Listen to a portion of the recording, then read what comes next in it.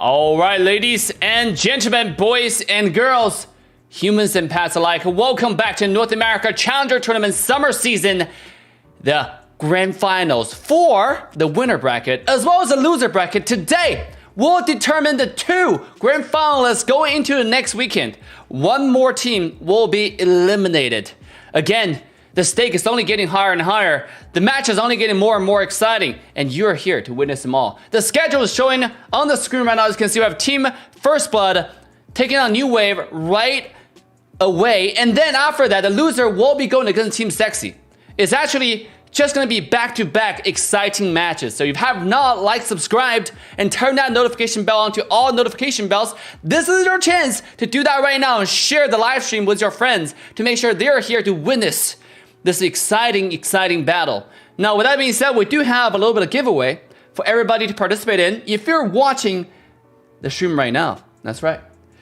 If you're watching in North America region, that includes America, United States of America, as well as Canada, you can use the code on screen to redeem 100 diamonds. The first 200 players who use this code in North America region will be getting 100 diamond each. And it's gonna be very exciting. So get those diamonds, get those rewards for you. And we have some questions of the day. Yeah, while you're redeeming those codes, ladies and gentlemen, we have two little questions. Who do you think will go to the grand final first? Is it gonna be Team First Blood or is it gonna be Team New Wave? The second question is Team Sexi going to have an incredibly interesting road ahead? Are they gonna make it to the grand finals? Because yesterday's battle has proven that they had the audacity, the ability to fight till the end and get themselves, claw themselves back into the series. And today, we'll find out exactly, are they gonna have the opportunity to go to the grand finals? Are you a believer or a non-believer? Let us know in the chat right away. With that being said, the players are ready between Team First Blood and Team New Wave. And now our casters are excited to bring you guys their analysis, their take on the upcoming matches. So without further ado, I'm gonna send it over to our incredible, amazing, talented casters desk. Good afternoon, North America, and welcome to day 2 of the NACT Finals. And joining me, just like yesterday, you know him, you love him, famous for that MPL Philippines flavor of casting, Leo. And how are you doing on this bright and early morning, Leo? Morning for me, but I can see the sun about to set for you guys. Again, it's an honor to be at your service. How's everybody doing? We are on the road to the grand finals, and we're about to say goodbye to one more team next week.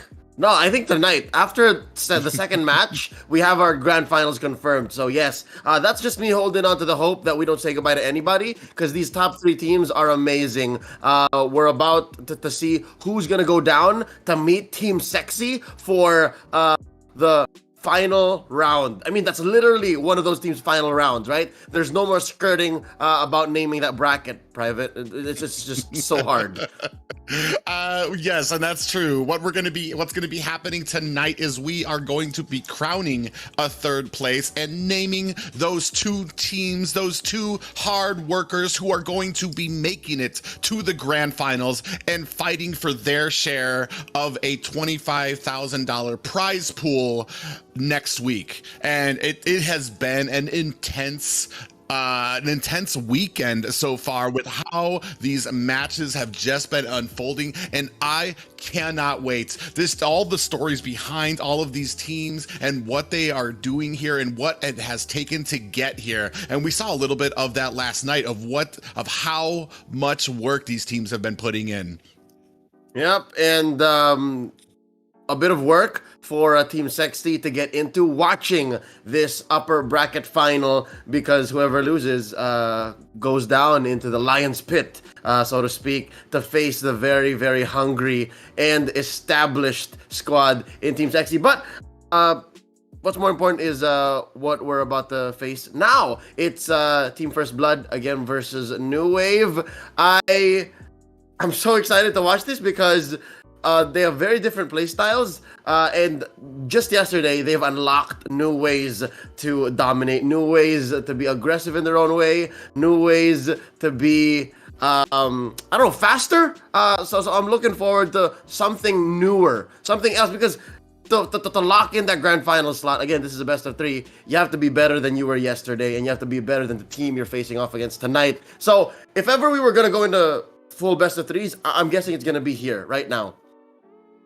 Yeah, and that's as we're going to be going into these first ban phase. Let me say, both of these teams have shown not only that they know how to use that Ube Estes strat, they know how to use that Faramis strat, but they know how to counter it as well. So definitely going to be looking for these guys. They already know that they have these plays in their book, so they're going to be bringing something different here tonight when they're facing each other. And I am excited to see it, and already we're seeing that Faramis ban come out, neither team wanting to deal with it. And then of course the Masha, as we know that it has been it was that little ingredient, that new wave sprinkled on last night, as we do know that they are kind of a late game, they do lean on that late game a little, and that Masha kind of helped bring that little spiciness to the early game, which got them a victory over Team Sexi.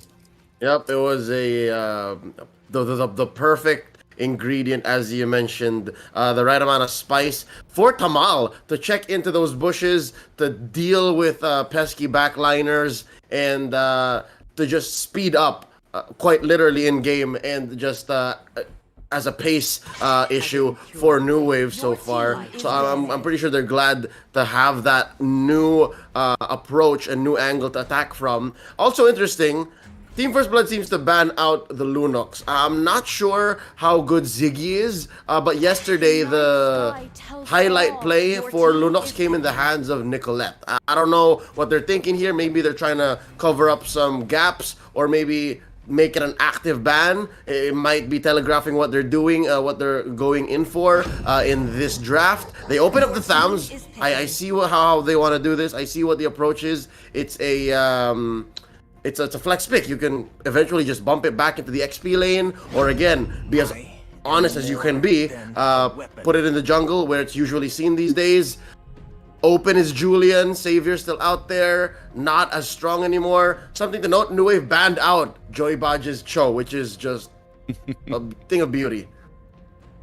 Yeah, but we do know Joy Baj, not just the Cho, very lethal on a very wide array of different roamers. That Linux pick possibly, yeah, I would lean towards it, maybe telegraphing maybe a tankier lineup that they're looking for, something that Linux does shine against during the mid to late game. We do have that Dyroth being picked up here, possibly another kind of a flex pick. I know you're not a huge fan of him in the jungle, his mobility, not a huge factor for him, but we saw yesterday that even without that mobility, able to use Dyroth and trying the holes with that slowness kind of covered up with how dominant that they were. But Gina on this Claude, we've been seeing it, especially yesterday, as we start eking into the mid to late game. Claude able to reach into that backline with that blazing duet to get the players low enough, to get the team low enough, and his positioning is just magical on it as well, that allows the rest of First Blood to go in there and just pick off the rest, the stragglers that get low enough.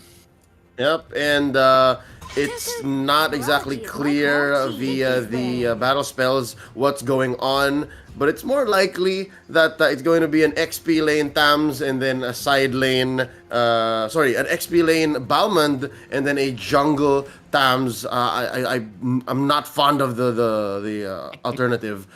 New Wave though goes for the classic rope-a-dope. We get the first phase close off with the Atlas, and then we make a beeline for the Diggy ban. So I love it. I'm all for it, but it's not a clear go. Tamal, he's a great early game roamer. Like, he's one of the more disciplined players in NACT as far as I'm concerned. But the thing is, when an Atlas is picked this early against a team as good as First Blood, there's a chance that they have to rely once more on their late game tendencies. So I don't know where this is going. I don't know how New Wave wants to go on the offensive this time, because I was expecting that they would keep the roamer for the very, very last pick. That's usually how it's been. That's usually what we're used to and what makes for a successful go, especially in the draft. But maybe this is enough for them. Maybe they're happy this way. Well, yeah, and that's interesting that you bring that up too, because Atlas is usually fought over. If he's open, he's fought over toward the first half of it. But we did see this yesterday from Team First Blood allowing out that Atlas pick because they had a plan for it. We thought that it had to do with Karina taking down the Diggy, or not the Atlas. They took the Atlas and they baited out the Diggy pick for Team Meta. So I mean, presumably they have a plan for it. They understand Atlas is a very prime pick. So I'm interested to see what we have in store. And we do see that Alice, I mean, New Wave has been absolutely lethal, especially once she starts reaching into that late game. Like we've talked about, like they're just a very slow, methodical team working in towards that late game to kind of push their way little by little into the base and choke out the resources of their opponents. Okay, I like where this is going. I can see potentially how Team First Blood might want to leverage that and force them actually into the late game, or even make it uncomfortable so that the late game doesn't seem so close anymore, because you could speed it up. You could force team fights and farm up and again funnel into your jungler here. Team First Blood picking up the Akai. I love it that they're gonna split up what New Wave wants to do, which is essentially a 5-man dive with Julian in mid and then clean up by Indo. So I don't know. That still throws me off, man. The fact that there is a Balmond and a Tams, it's not what we usually see. It's not what we're used to. But there's Jappa's signature Clint. At least we're back home. At least we round back up. I'm okay with this. This is fine. I was thrown off by Team First Blood's ban on Alice because I think they were reading into it that New Wave would put Alice in mid again. Ziggy's known to do that. Ziggy does that. Yeah, he does favor that, but interesting pickup here too, because I feel like both Akai and Belmont do kind of suffer when you have those pop-ups on the opponent team. We do have that with the Fatal Links as well as the enhanced chains that Julian brings there. So we're gonna have to kind of figure out how we're gonna be maneuvering. We're definitely gonna, if it's gonna be successful, you're gonna see some very interesting angles from Team First Blood. Yep, so Team First Blood obviously wants to go for these spread out approaches, because again, that's what you get with the Akai. But the thing is, Joy Bodge, he's gonna be more utility this time around. We're so used to seeing Joy Bodge be lethal. We're used to seeing Joy Bodge go on the offensive and force out these kills. This time around, I think he'd be happy to just split people up and then leave the rest to maybe Gina and the Prophecy.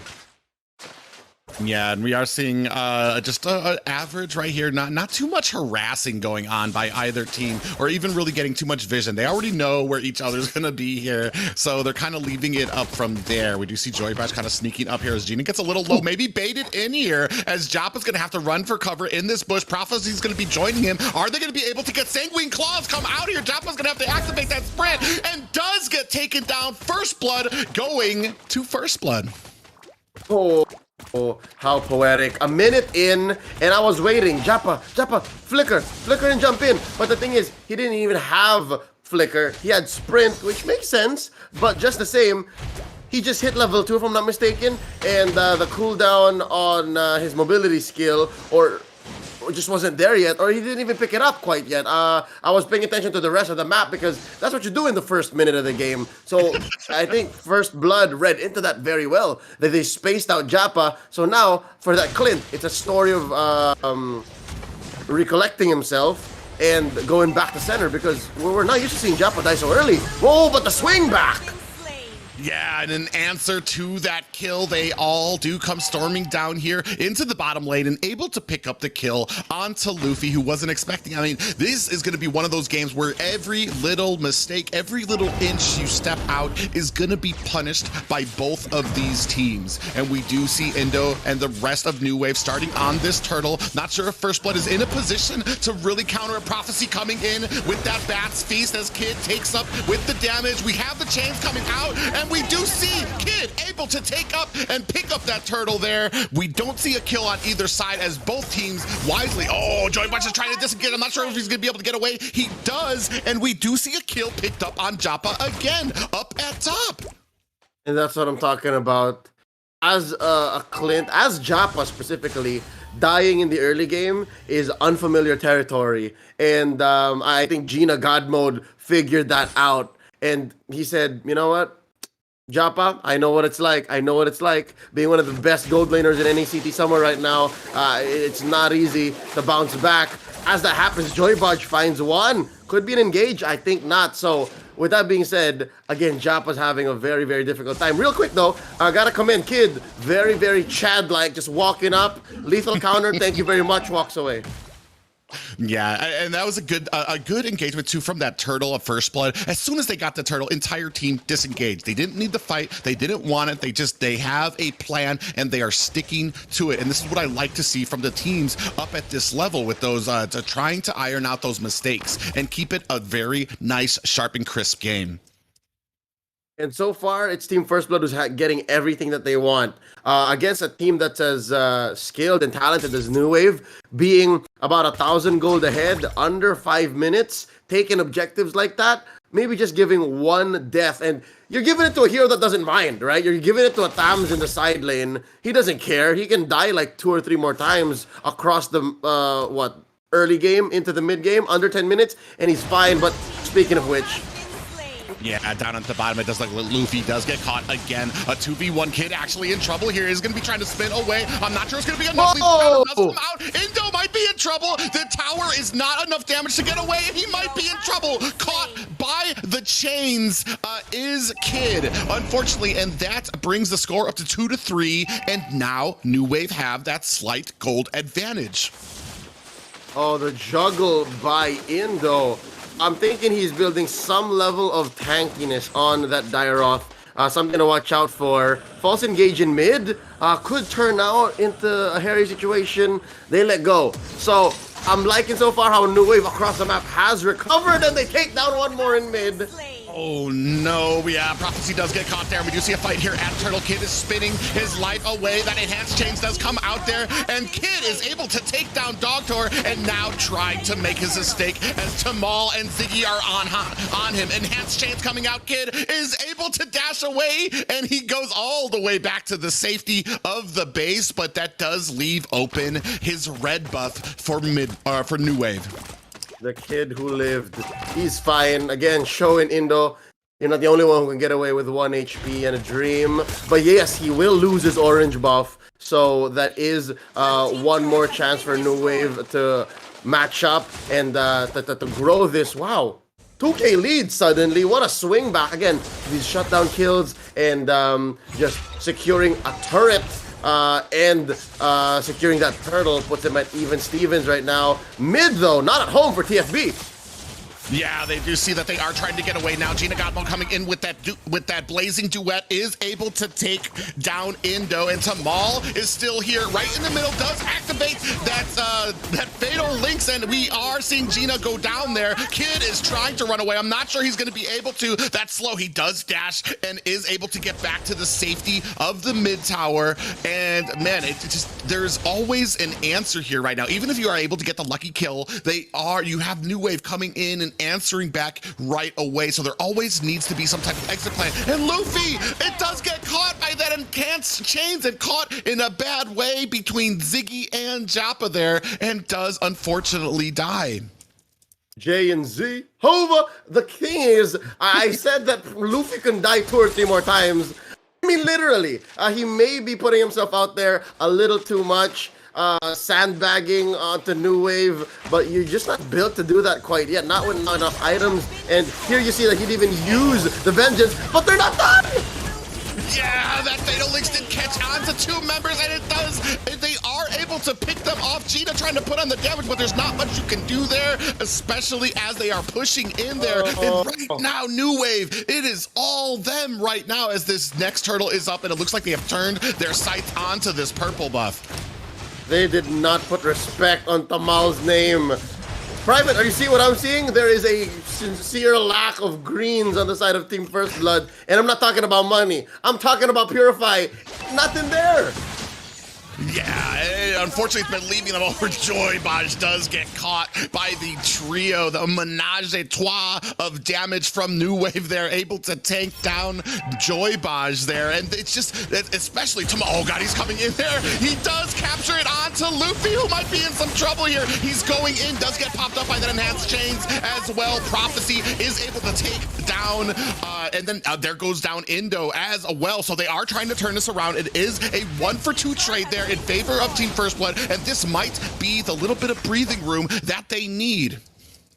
This game, 6-13 at 8 minutes.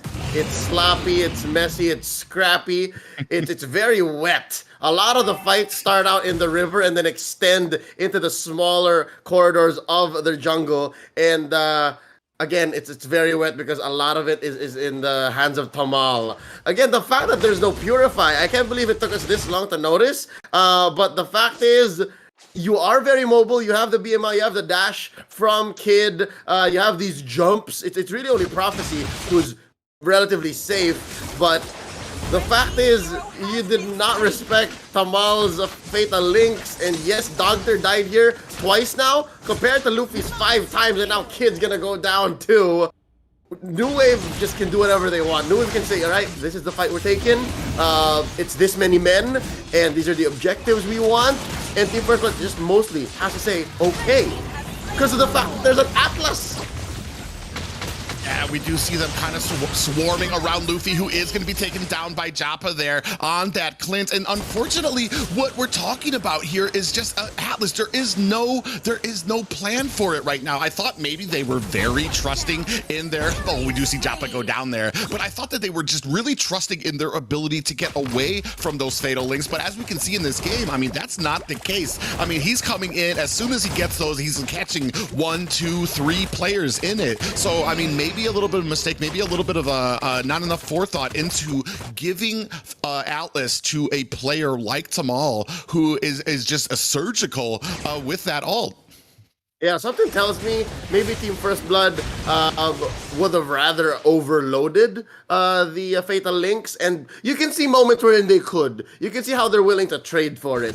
But so far, the 4K gold lead, these deaths on these key heroes, like Luffy and Kid. The only reason why I'm pointing out the deaths on the Tom so much is because it's so important, but look at this! Oh! Yeah, we do see a lot of damage coming onto them. Indo is going down there. Prophecy is able to get the kill onto that, but the tower does go down to Clint, and we have a little bit of a fight here. It looks like they are kind of vying for position. Doctor up at the top, while Joppa is taking down these minions at mid. But Joybaj, it looks like they're going to go ahead and disengage here. They were able to get a tower with that non-luminescent Lord there. So decent value out of it. And man, right now, First Blood needs to think of something as another tower goes down. They are left to only inhibitors. And slowly but surely, they're going to get locked into their own base. We've seen New Wave do this in the knockout stages. We've seen them do this when necessary here in effectively the playoffs since yesterday, since last night's broadcast. If they need to lock you in and they need to take your resources, they will. They'll take it one step at a time, A, B, and C. And that's going to be very difficult for Team First Blood because you have Prophecy. You have a Sicilian that needs all those farm. Same with Gina. And Gina's doing good, actually, to be fair. When you're down 4K gold and you're still sitting at 5-1 and 2, looking at his items, he just needs one more that looks like it might actually be somewhere between... what is that, actually? He's building... a dominance he's really deep. Yeah, I think he's going in for some type of defense now. Probably just because of the amount of offensive ability from New Wave right now. Shield, maybe? Yeah, and it's going to be interesting to see how well it works. And that's what kind of happens when you're this far back and you have to kind of sacrifice that damage for some type of defense because you're taking too many deaths here. But we do see a little bit of an engagement here, just toying around while they are into these minions. But he is diving deep, is Joy Boy activating into here. Fatal Links does miss there, and right now we have a full-blown fight right now as Tamal is getting taken down. That blazing duet onto Indo, who does get away. Enhanced chains does pop off Kid, and we do see that that lethal counter does go wide. Oh, he is able to get out of there, but Dogtor is on the chase right now. We have lost 2 members of New Wave, and we're gonna actually 3 members now. So that is a 1-for-3 trade. Things starting to pick up for the side of New Wave, but here at the bottom, you can see them macroing up. So far, so good. Team First Blood clawing their way back into a respectable position. Now New Wave has to think about it again. No longer can they leverage the fact that there's no quick answer for the Atlas. Oh, face full of bullets. Ziggy takes there, very, very full of lead. So that being said, now it's New Wave's turn to find a new angle, because their Team First Blood in that last team fight, you saw how with the help of Joybodge, with the help of that heavy spin, they're able to deny the big 5-man Fatal Links, or at least a big 5-man team fight, a 5v5.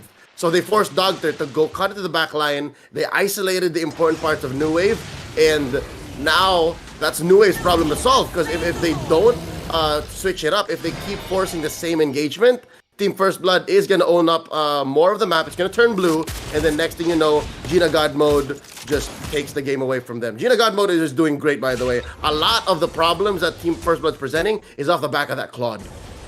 Yeah, and it's been an amazing, you were saying it before, even 4K behind, Gina still providing like just that fear into New Wave, that when you see him coming in with that blazing duet, still able to find the angles to get the entire team, still get them low. And right now we're seeing something that we don't usually see too often, whereas New Wave is kind of being crept upon in the late game, and that's usually where they shine.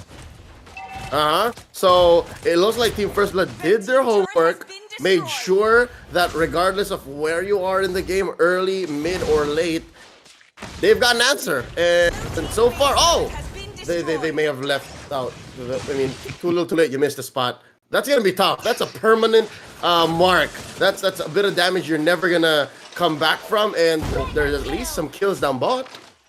And you were just talking about that engagement by Joybodge is able to pin 2 of New Wave against the wall. The rest of Team First Blood come in and scoop up those kills very easily. It is now a 5v3 as minions are crashing into mid. Still 97 seconds left onto this turret, but they're going to be able to push probably into the inhibitors here right now. Dogtor might be in a little bit of trouble right now. Does go in, and with that concealed play, this tower does go down, but we still have 3 towers up at top. So not a terrible position for New Wave right now, but they are gonna have to, like you said, come up with another plan here. Oh, Joybodge does get caught into the corner, heavy spin onto him, and they are able to take him down, but here comes Tamal with that big boy ult onto 3 members, and down goes Gina. So the rest of Team First Blood is definitely gonna have to disengage as they lose, I wanna say, that pinnacle of their damage so far.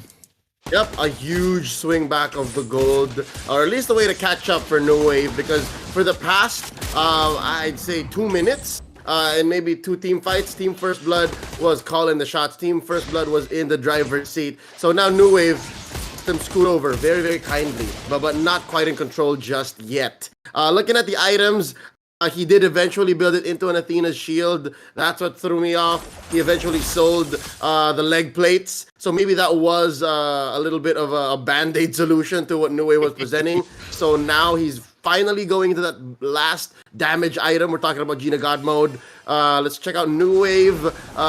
Very, very tight budget for Tamal here. Despite sitting at 0, 3, and 12, only having the bare minimum. Those are the 3 core items he needs. I'm guessing he needs 1 more defense item, physical defense, because despite having 2 bodies, despite having perfect match and overloading potentially the blazing duet, it's clear that Gina God Mode still hurts. Look at this. Wow, look at that. Look at how they band together, charge in, and immediately Luffy able to take down Ziggy, and this might be a good Luminous Lord for the side of First Blood here right now. We do see the rest of New Wave starting to rally now as First Blood is trying to take them out there. Jappa does go down to Prophecy, and this Lord actually might go over to First Blood here. There's nothing that they can do to stop it. This is another Luminous Lord, and looks like they're going to be focusing their attentions onto this top lane. Yep, so Team First Blood just being oh so honest. I saw where Indo was positioned. Indo was in that bush up top, close to the Lord Pit in the back, just right behind that wall. And I guess he was trying to be sneaky about it, but how do you do that against a Balmond that, yes, mind you, has no retribution? I think Indo did do well to time that out. He did his due diligence, but there's still that lethal counter. It's so hard to sneak one away from Kid here, from a Balmond nonetheless. So with that being said, New Wave, again, they tried to be sneaky. I saw what they were doing with that bottom lane inhibitor. Not quite so. Not again, says Team First Blood. You already did it to mid. We're not going to let it happen again. And now Team First Blood looking to close it up. This could be the last one. This could be the final blow, Private. Yeah, the lane's not exactly where First Blood would want them right now. So they are going to go ahead and join this Luminous Lord. It does put the damage jumping into that bottom turret. And we are seeing Indo go down here, followed by 2 towers. So we are in the base of New Wave right now. We are seeing the damage go down here.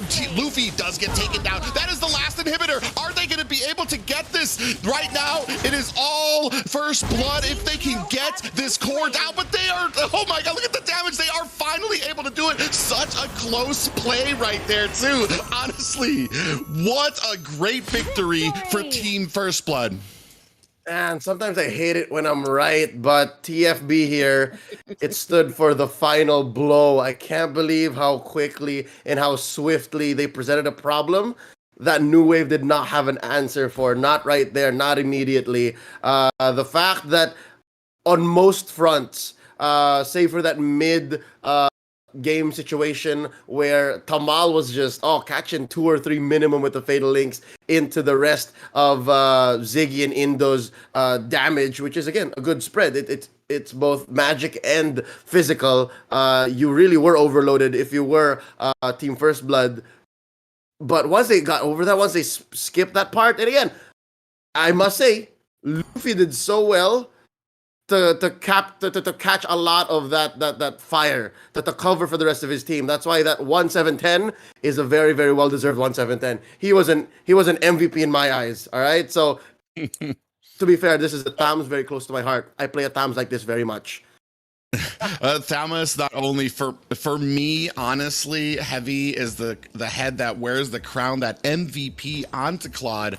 I mean, maybe not so much toward the late game, but the fact that he was able to just put the team on his shoulders for that first half, even though they were slogging it through, taking a bunch of deaths, but still he was there, always still a threat as well. Not just there, but a threat to the team, finding those openings, finding those angles for those blazing duets to kind of keep his team in it. And then finally, they were finally able to kind of hit that mid, hit that late game to where they were able to spark up the damage and start trapping these people, trapping their opponents, especially Joybaj, able to go ahead, get those heavy spins when it mattered. Not just getting one person, but sometimes 2 or 3 people pinned against the wall. Like we talk about how a Kai can be used to kind of spread out and get a good disengagement, but like those great Akais not only are able to do that, but they're able to isolate people into the walls with those spins, which is not an easy task on Akai.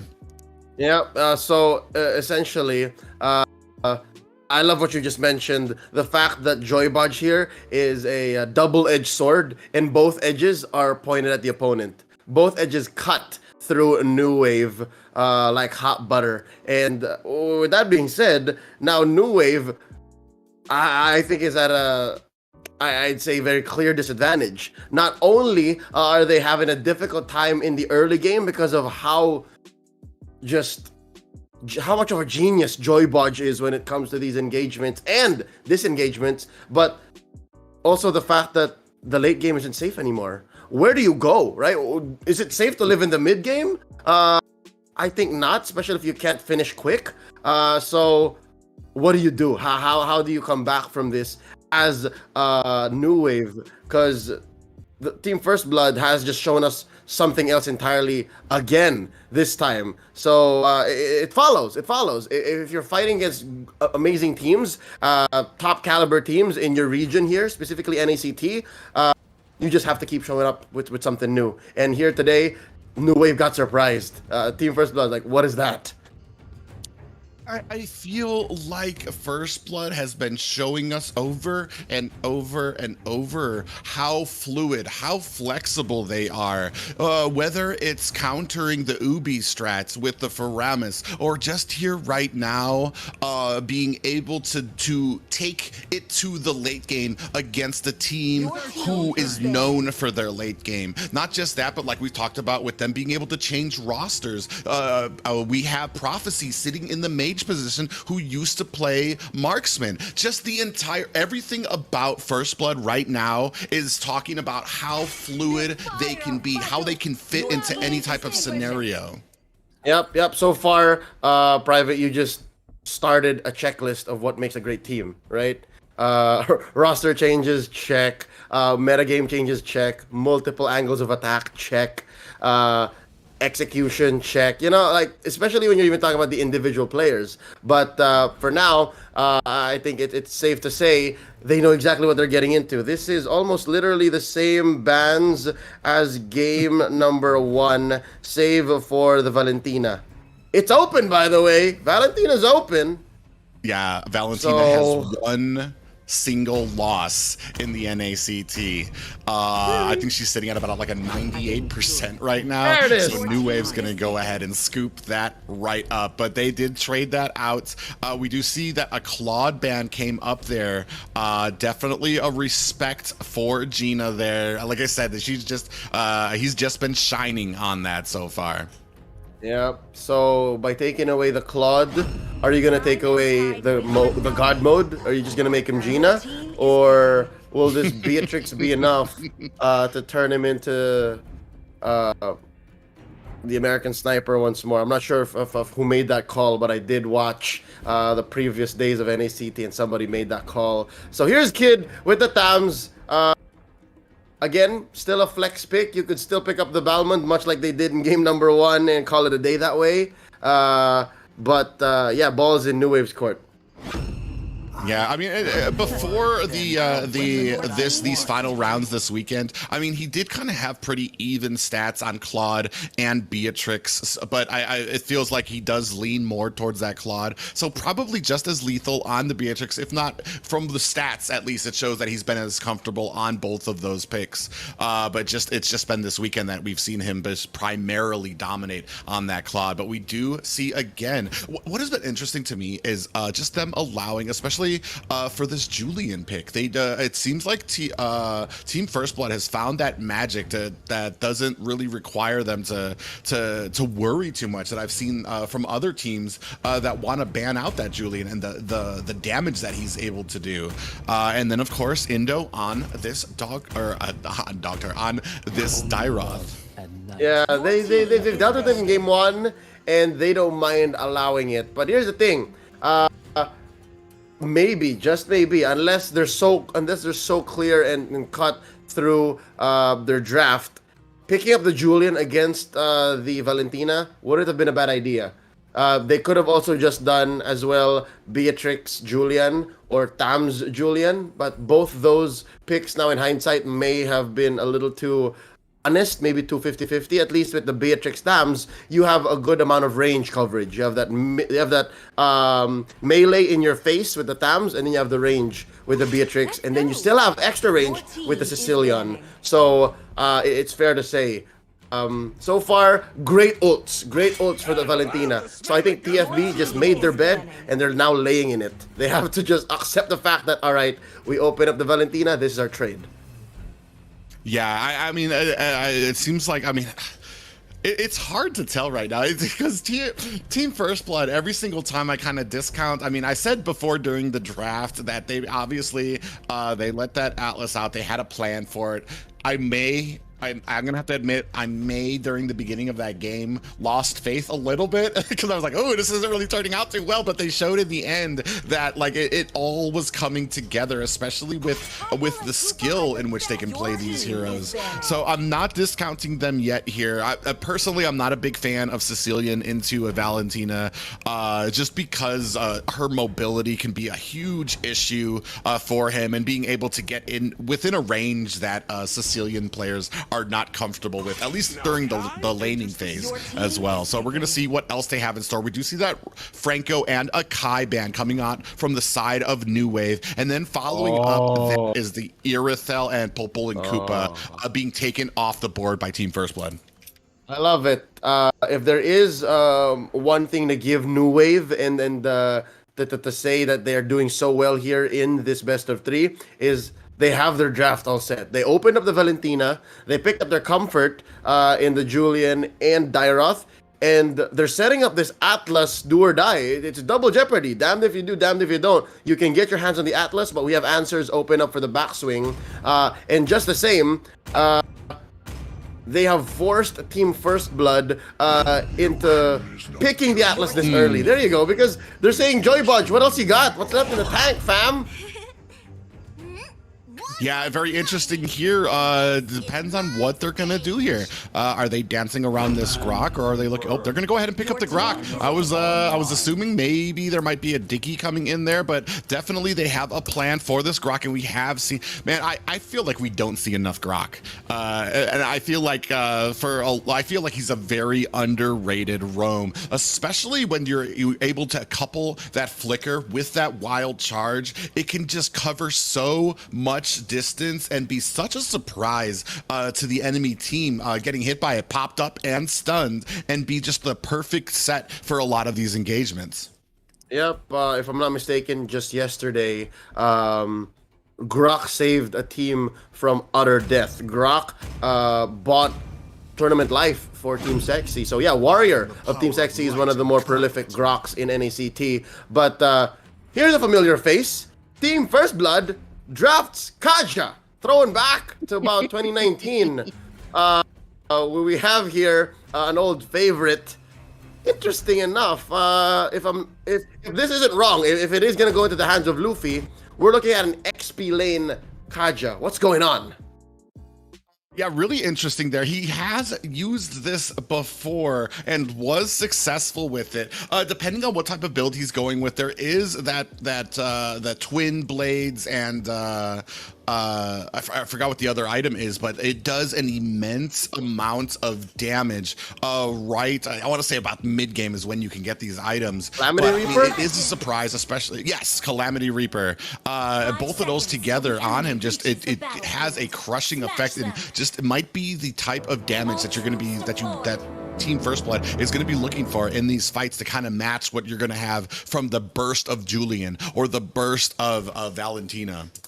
Right, and given that Divine Judgment is a suppress, if I'm not mistaken, that does allow him to even catch an Earthen Force enhanced Grok. So nobody is safe. Nobody is safe from the Divine Judgment of Luffy. So this might just be that perfect last pick. It might just be the one hero that allows Team First Blood to go for the sweep and ensure their grand final slot. But we'll see. New Wave not letting any of that come through so quickly, because up top, even Gina God Mode is having a hard time. Look at this, 3 men. Yeah, what they saw is that they have a bad early game, a weak early game from First Blood. So they're going to go ahead and capitalize that. You see these guys just roaming, slowly moving away through lane to lane, because there's not much that Team First Blood can do. We do have a little bit of engagement down at bottom as Indo is going to get caught there. We do see that extra chains there is going to be able to pop up Luffy there. But like, yeah, they're just roaming around because they see the kind of weaknesses right now from that early game of Team First Blood here right now, and they're taking advantage of it, and we see them rotating again now. Yeah, as long as Luffy's not ready and Prophecy's not ready, in all fairness, New Wave is reading into this situation so well. Team First Blood's draft is super expensive, and they punish so hard. Look at that. First Blood down bottom opens up Lord as free as it can be. Japa, Prophecy's running out of mana. He's fine. So New Wave here making quite the recovery.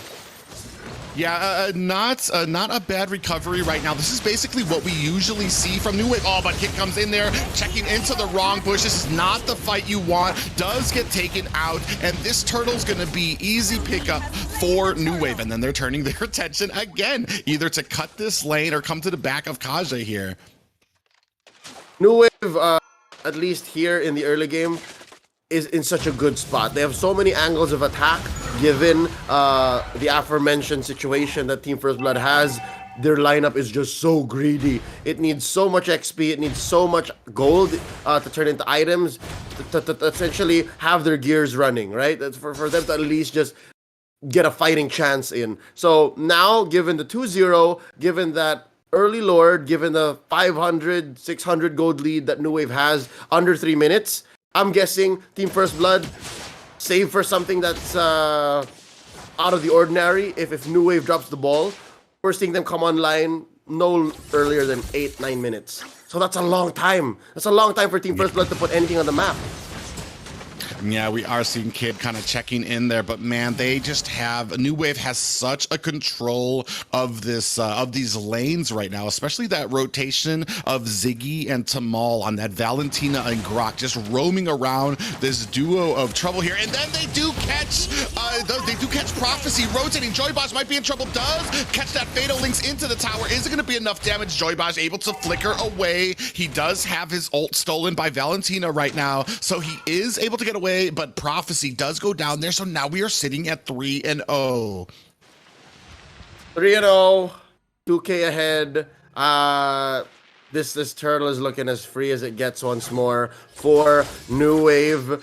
And earlier, I was having some hope that maybe, just maybe, Gina God Mode would have an okay early game, but they're back to just locking him out of his own lane. It's so difficult. Look at this. Oh man, he does come in there with that wild charge, and they are able to catch two in Joybosh and Gina, but here comes Prophecy. I'm not sure if this is the fight that you want, especially if you don't have the stacks. This is 4 players. Prophecy in trouble here, is gonna get that Fatal Links to IMU from Ziggy there. Does take him down. There's trades across the map though. I think Team First Blood is doing the best that they could with the tough situation that they're in. If life gives you lemons, you try to kill Japa. And I'm wondering if they're gonna get it. Oh, Purify! The cleanse happens! Oh, and he walks away with impunity. Not a single kill up top, and New Wave gets what they want. Yeah, I mean, it is all New Wave now, but I'm pretty sure Team First Blood did see this coming. You can see here right now, as that wild charge comes in and catches 2 of them, they made such short work of it, and unfortunately, Prophecy came in. It was not early enough, and he does get killed as well. This is interesting. Look, Gina Godmo decided to stay in that top lane. At this point, I would have asked for a swap. At this point, I would have said, yo, guys, can I stay where there's a tier 1 turret? This is so hard for me. But I think Team First Blood's reading into the situation and says, yeah, no, but Doctor's down there too. What would you rather deal with? A wave that just keeps coming in, or this Julian? Well, I do feel like as we start moving into this mid and late game, it's going to start becoming a little bit more difficult for New Wave to keep on bullying. And there's going to be that transition period when New Wave realizes they can't just be kind of diving in here like this. But right now, I just don't see it. We do see a little bit of an engagement toying, and the wild charge does catch 2. Prophecy in a bad way does get caught. Indo able to pick up that kill, but we do see another Fatal Links as Indo does go down there, and Kid is on the chase, but too diggy there. And oh man, look at the whole team. We did see fine judgment coming out, and now the crossbow of Tang is able to catch 2 right now, and this is still 10-4 game and a 2-for-2 trade of New Wave and First Blood there. Oh, Gina God Mode. 3-for-3 trade. That's a marksman duel right there underneath the turret. Japa wins. Was that an early Wind Talker? Does he have, Wind of Nature? Does he have a Wind of Nature already? He sure does. So, I mean, Jeez. That's how far ahead New Wave is. That's where the 3K gold is right now. Yeah, and that's the problem when you lean so heavily onto this late game. We see Joybosh coming in here right now onto Tamal, but it's not going to be able to catch him with that pass. Oh, he does with a Fatal Links, but the tower goes down. A wild charge in with a Fatal Links of their own, which does pick up 2 kills, and they are just getting outdone with their own abilities, especially with those Fatal Links, as Ziggy has just been surgical with that IMU on that Valentina. Point and click. He literally just says, I want an ult, I will have it. And we have seen teams come back from this before, specifically here in MPL Philippines. I've seen teams struggle and still come back from a losing game off the back of an Atlas. But effectively, if the opponent has an Atlas of their own, then that changes the formula, that changes the dynamic. And Joybosh goes down one more time. Up top, they're in trouble. Oh, at least Luffy survives. But at this point, especially before 10 minutes, Private, when you're saying at least, you know you're in trouble. Yeah, they are kind of fighting for their lives right now. They do get popped up. Does Kid maybe not the engagement that they want? It just seems like they had a plan, but they allowed, I want to say, too much to New Wave. That Valentina, that Julian, plus the Wan. I mean, there's just too much to compete with in this early game that you're never going to see that mid or late game unless you have a plan, unless you can pull something out from here. But as New Wave is doing, they're moving methodically, very slowly, very patiently, one tower at a time. Yep, they know that Team First Blood could come back suddenly if they have the wrong engages. So what sucks here for Team First Blood is New Wave also wants a 5v5. Given the Atlas on the side of Team First Blood, yes, you're happy to go 5v5, but if you're Ziggy, if you have Ziggy as an opponent and you always see he's so, again, as you put, surgically takes your ult over and over again, if he's constantly if he always says, oh no, look, I'm Atlas, I'm Joybudge, then it sucks. It's so hard. So the current situation is burst Japa or avoid the Fatal Links from Ziggy. If you can't do either of those, you're basically dead. And that's just 2 problems in a long list. There's a grocery list of things that Team First Blood has to do. And at the end of it, it basically just says, bottom line, make it a late game. Yeah, and that has always been the story when you have a Valentina on the enemy team. No matter what game plan you have, she just adds another few dimensions depending on whose ult she's going to be taking there that you have to work around. And you see here how easily New Wave is able to take that mid tower. We are left to only inhibitors as the Lord is crashing up on top. Fatal Links onto Kid, and he does get taken down there as well. Another Fatal Links now as well, but Joybosh gets pays for that as Japa is able to clean up onto Luffy as well. And it is a 3v5 right now. Team First Blood not in a good way as they lose their mid inhibitor with the top wave starting to crash in. I'm not sure if they're going to be able to get it. We do see Team First Blood rallying in here, are going to try to take down these minions, but man, the damage has already been done. We are at 10 minutes and we only have 2 inhibitors left here with a 10k gold lead for New Wave. Not just Private, not just. New Wave has turrets for the grand finals. They can loan a little bit of their structures from this game into the next series that they're going to be playing. So that just shows that Team First Blood may have gone in over their head. Maybe they overestimated what they're able to do in the early to mid to be able to reach a late game state that they're an actual threat, especially in the face of Valentina. So Team First Blood have to dig themselves out of this. Again, I can't say that enough. Looking at the items, at least Luffy now has the combo, and they burst out Doctor! Yeah, Doctor gets taken out there, and look at, this is what I'm talking about. Look at New Wave. As soon as Doctor goes down, everybody disengages. There's no fight. There's no try to save him. He's written off. They're like, all right, he's gone. Everybody disengage. They know what First Blood is capable of. They know that at any moment they could try to turn this around, and they are not having that. Man, so that is a small statement, a message in a bottle, if you will. We're able to take down one of you if you're out of position.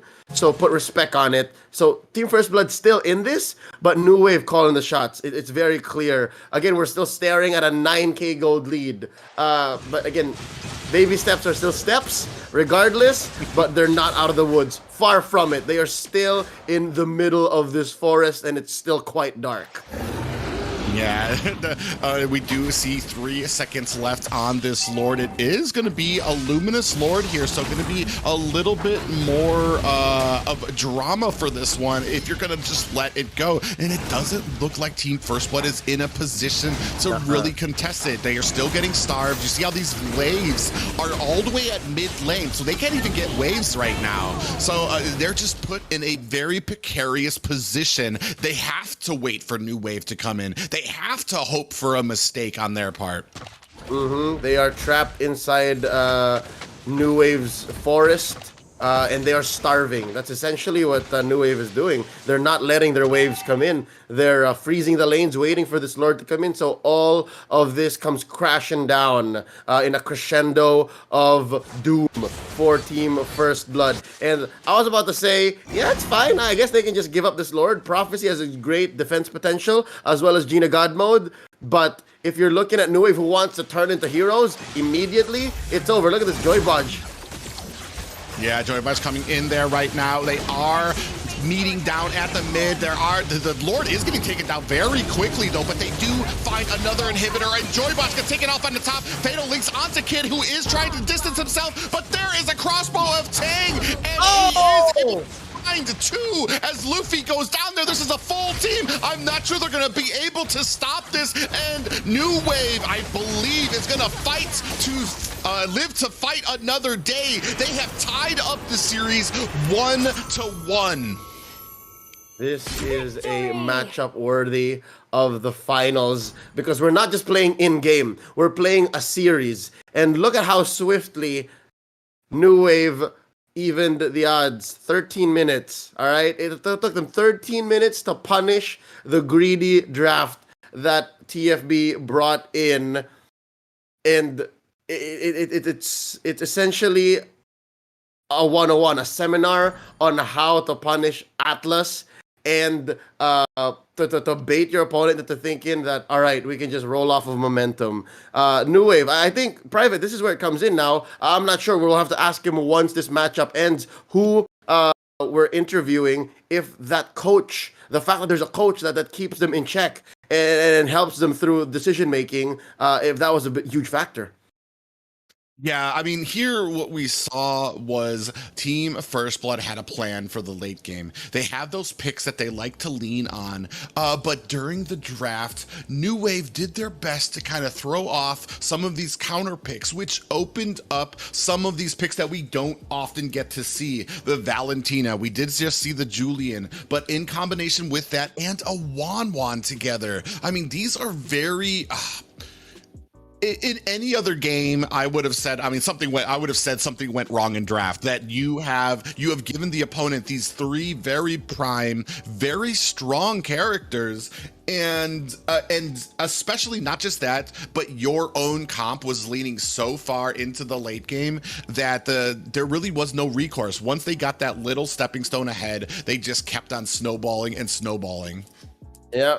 Again, hindsight is 2020. In retrospect, Luffy could have played a sustain side lane, and then held the fort. Like that could have been the dead lane. That could have been the lane that TFB left to die, and then they could have sent more dudes to protect Gina God mode. But it is what it is. We're sitting at sudden death here. We've gone the distance. The best of 3.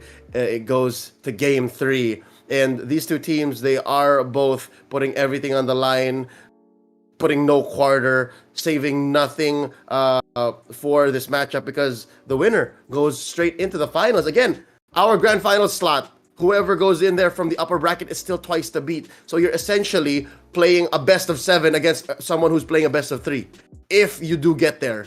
Best of 5, that is. So this last game, it's super important, because again, not only do your prizes just exponentially grow, but also your chances for winning the whole thing. So TFB got to get back into this. It's so hard. Like again, there's no better teacher. There's no better lesson learned than from experience. So now we see it's TFB's turn. Just like Team Sexi yesterday, they have to recover. They have to reset. Yeah, we are not going to hesitate. We don't get any breaths here. We're going to be moving right into this last game of the series, but I do like that you brought up the winner here puts themselves in a very prime and positive position for the grand finals. The winner here has to be beat not once, but twice in the grand finals. So that is a very comfortable seat that they will be sitting in, just to give you guys, the viewers, a little bit of a note at what these guys are fighting for here right now. And I'm so excited to see what we get into here. We do see that Julian ban, and this time the Valentina staying open goes to the side of Team First Blood. I love it. Prophecy. What a Chad says. You know what? It's over. It's over. We got the Valentina. It's over. Let's just call it a day. But I'm not sure if it's that simple. I'm not sure if it's that easy. New Wave so quick on the pickup. The swing back. Look at this. Indo and Dogter. It's this duo. They love these two heroes. Stams and Dyra. They love it. Yeah, they were so quick to take that Thamus away from Kid right now. So we're definitely wanting to see what they're going to be able to answer with. And then going back to that comfort pick of that Dyroth. But I mean, a little bit of a flex. I guess they're going to be using it as a jungler. The Thamus is going to be used as a jungler. Oh. Something I haven't seen, I don't think we've seen yet this weekend, is the Ling pickup. Yeah, I did watch a little bit of Ling last week. Best player played pretty good Ling. So this is a perfect two picks. I like that there is a sustained side lane, and then you get a hero that's as swingy as Ling. But the answer back by New Wave, that they pick up a Beatrix for Japa. Usually you see Japa get heroes with a little bit more range or a little bit more space control, right? Like a Clint, which has seen some bans in the NACT. So here you see that he'd rather that burst. So he wants them shotguns. He likes the Wesker. Going into second phase though, there's that there's that Alice ban. Again, they know. TFB knows that New Wave loves the mid Alice on Ziggy. Yeah, very interesting here. I do like what TFB has right now. They have the mobility on that Ling, the damage from it. They do have the flexibility of Valentina, the diversity that pick allows them for these for some of these ultimates. Yeah, and honestly, for the picks for New Wave, I mean, I'm not sure if they're considering it, but they do have some pretty juicy ultimates to be giving up to Prophecy right now. And I'm wondering if that's going to be on their mind as we move into these next two picks for them. Of course, that show getting taken out of there. We definitely don't want to see. This is not the time to be allowing Joybaj on that, because you know he is hungry after that last game. And Cho on Joybaj and Cho. Chobaj, it's something else. Like, you open up so many angles of attack. It's just as bad as the Akai. So, very, very smart pickup here by New Wave. Would not be surprised if Tamal goes for the Akai on the swing back. Might be.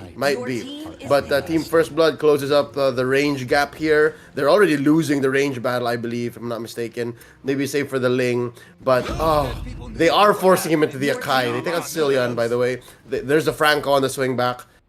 Now you have to think about it. Do you go for the Akai here?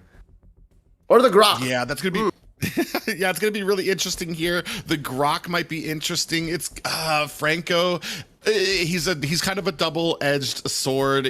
On the one hand, you do have that suppress from the Bloody Hunt. You do have that Iron Hook able to take and isolate somebody. But Franco isn't the strongest, isn't the tankiest person.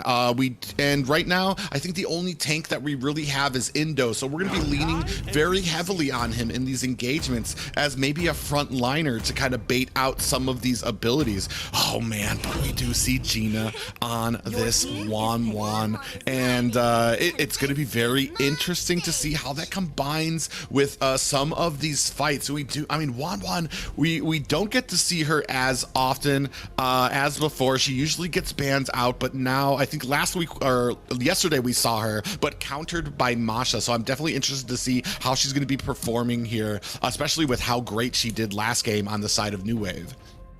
Yeah, and looking at how things have gone, Team First Blood, so fast on the pickup. They learned a little bit from game number 2, and this time around, they're playing their own version of what took them down.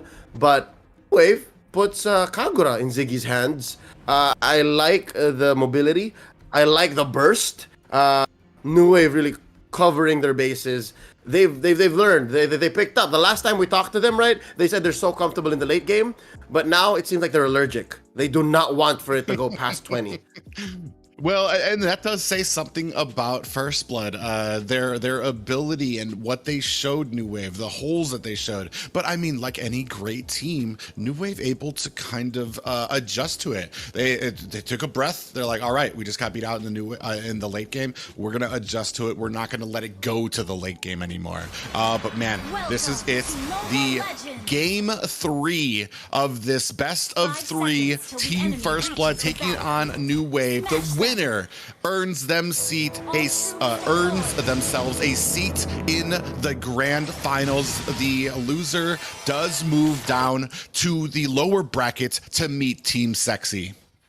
Not just, they also buy themselves the right to play twice the beat. So this is a huge game 3. Probably the biggest best of 3 in all of NACT. Team First Blood, they go for the orange first. And then again, as a Ling, you're so fast on the pickup, so that is going to be a faster rotation for him. New Wave, you see how much faster Indo is on the clear. Yes, the jungle emblem has been nerfed, but in the hands of a very capable player, you're still so quick. Look, Litho Wanderer, so fast. Wait, hold up. That's an interesting rotation. He went for Litho Wanderer first, small cap, and then orange. Yeah, interesting, because I guess he assumed that since Ling started on his orange buff, he was going to have to get that blue buff, because we do see a little bit of engagement here. I don't know who's picking that up, or if it was even worth it. Kid does take an amount of damage, but is going to be able to finch pose himself to safety. Super fast clear by Indo. I'm impressed. I'm going to have to take notes. Yeah, he's been moving so quickly, even against a Ling right now, with how fast he's able to get that Litho, get into the red buff, and then go ahead and meet and stop Ling from being able to kind of engage in his jungle there. Oh, we do see a little bit of a push back down there at the gold lane here, but nothing too special yet, as both these teams are being very safe and very careful with these engagements. Only 5 seconds left on this turtle. Yep. Priority for the turtle going over to New Wave. They put everyone where they need to be. Even Joyboy just think twice about it. And yes, TFB does get a cut up top, but I don't see this turtle going anywhere else. Yeah, we do see that Ling is able to go ahead and focus up on this purple buff. Not sure if that's going to be worth it. We do get that turtle, but down at the bottom, Joppa off screen does get taken out by Gina God mode here. So they are, even though they do lose this turtle, they also sacrifice a purple buff and a kill down at the bottom.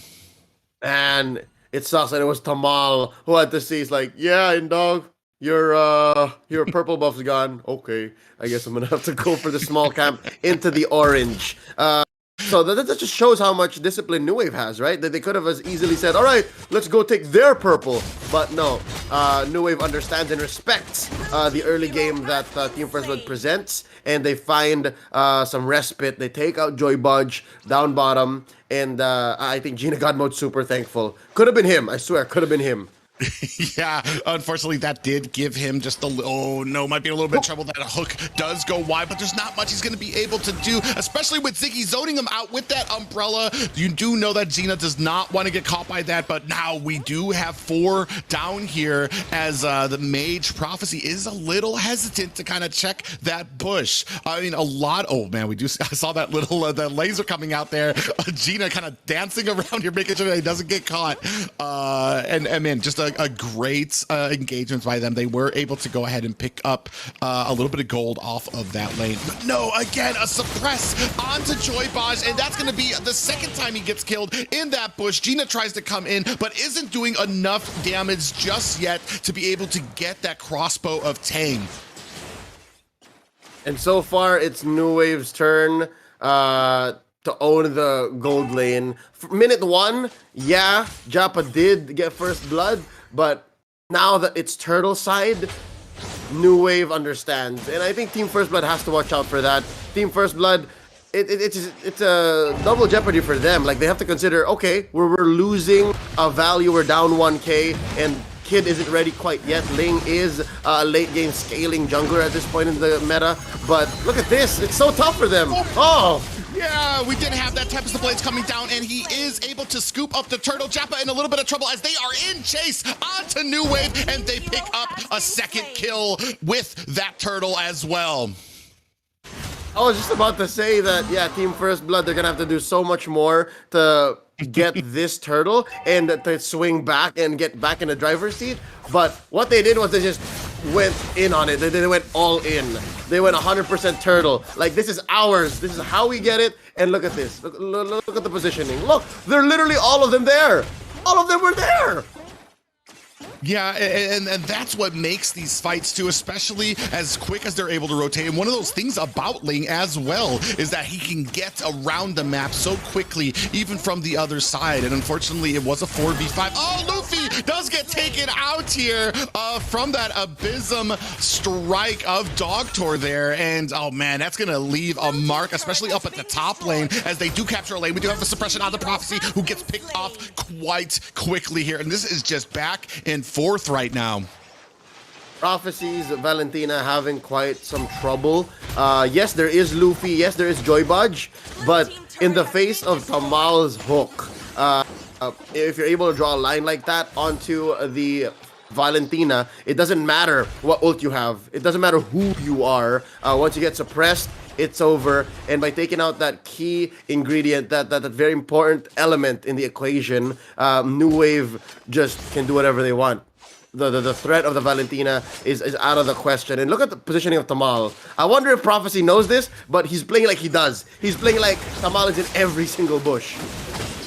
Oh man, but they do catch Dogtor, who tries again, but a hook does land onto Ling, and he gets taken down with that suppression with the help of Japa and Ziggy. Just every single time they get a kill, every single time they are able to catch one of New Wave, the rest of them, Tamal is right there to answer with the pick as Luffy goes in here. We do have a pop-up onto Indo. The rest of Team First Blood is coming in, but they're gonna go ahead and wisely disengage. But this leaves New Wave in a prime position for this purple and this turtle.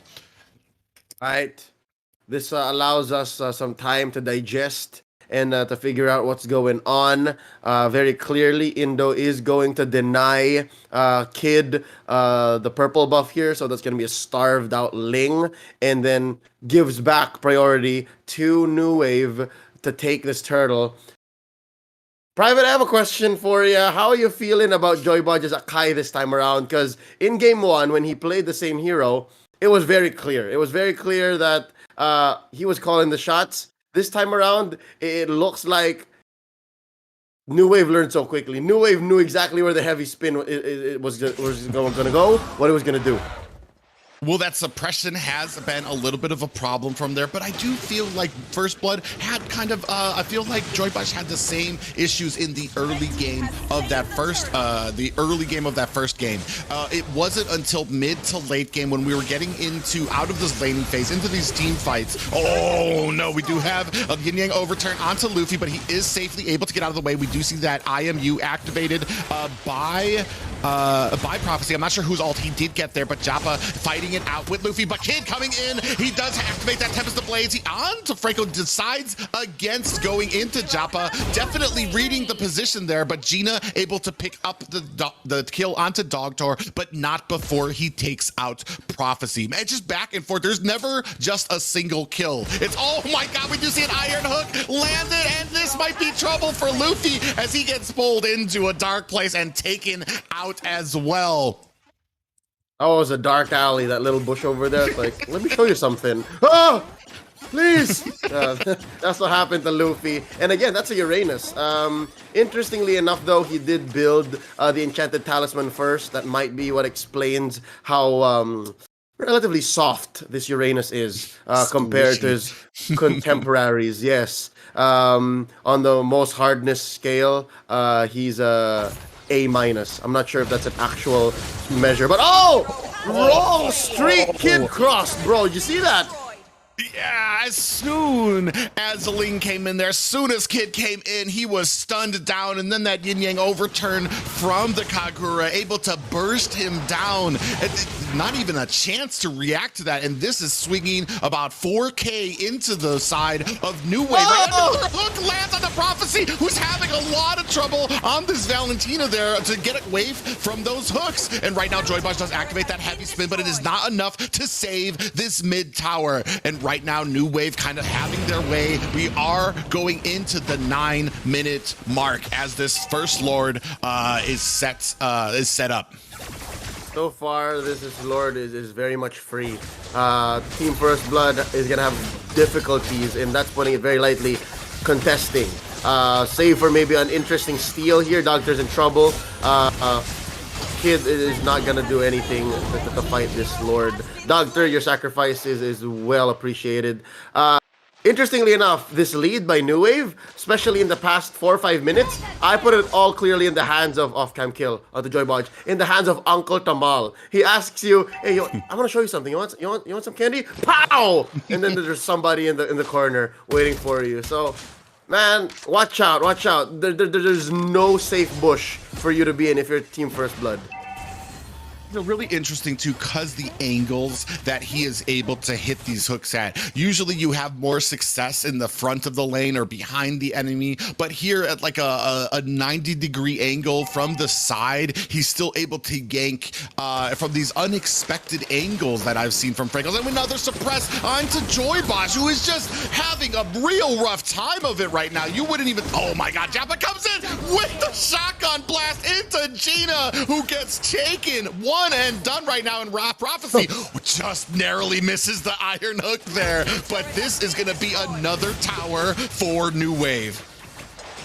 And New Wave is taking names, dropping bodies like it's nobody's business. They're taking turrets too. So it's all fine and dandy in Camp New Wave. This turret should not be standing much longer. Oh wow, the isolation and Tamal. But it's all for naught because he gets a bite down too onto the Panda. Good punish by Team First Blood. It's not quite over just yet. Yeah, I mean, they've gotten 2 inhibitors at the 10-minute mark, and we still have a Lord to worry about. So this is just, I mean, Team First Blood needs to rally. So, oh man, look at that damage already onto Gina. He's trying to go back and forth here. Oh, Luffy does get taken out. Joppa with that shotgun right now is just annihilating. Triple kill by Joppa on that Beatrix, and they do not have an answer for it. The rest, there's only 2 members left from the side of First Blood as waves are starting to crash in. I'm not sure if New Wave is going to go ahead and keep on with this. This minion only has about a sneeze of health left there, but they are going to go ahead and disengage here, but no more inhibitor towers. It is just the core sitting there naked, cold, and alone as we have minions coming up from the top and bottom sides. Yeah, this man don't miss. Joppa 11, 2, and 2. By picking up the blade of the Heptases, he can confirm a little bit more damage. So yes, even if we are in the mid game right now, even if Luffy has built up possibly that dominance ice by now, yes, even he is still in threat of dying. Check out what Joppa's building. Malefic Roar, Blade of Despair. Ooh, look at that. That's a cheeky Husk Claws. Look at that Husk Claws. Ooh. Yeah, a lot of damage on him, especially so early with how fed he was able to get. I mean, he's going to have to be the primary target unless you want your team. Oh, no, suppression onto Luffy, who does get taken out, but the rest of the team is going to go ahead, capture onto this Lord. A hook does land on the Joy Boss, who activates that heavy spin, is going to separate the rest of New Wave as Team First Blood is in chase. They do come around for the flank. Kid might not want this fight. The Lord is so low right now, and it does get picked up by Indo. They're going to have to disengage, but there goes a kill onto Prophecy, picked up by Indo. Kid goes down as well. This is a 2v5 right now, and I'm not sure First Blood is going to be able to stop this. And a flicker on to there. Another kill confirmed by Joppa, and he's coming in for another kill on the Gina God mode, but he does get taken down. Unfortunately, I'm not sure there's anything left in the tank to stop this push, and it does look like New Wave is moving on to the grand finals. New Wave just called in the last wave, and now they are twice to beat, leaving Team First Blood in shambles, wondering where it all went wrong. Both teams had a pretty solid draft, mind you.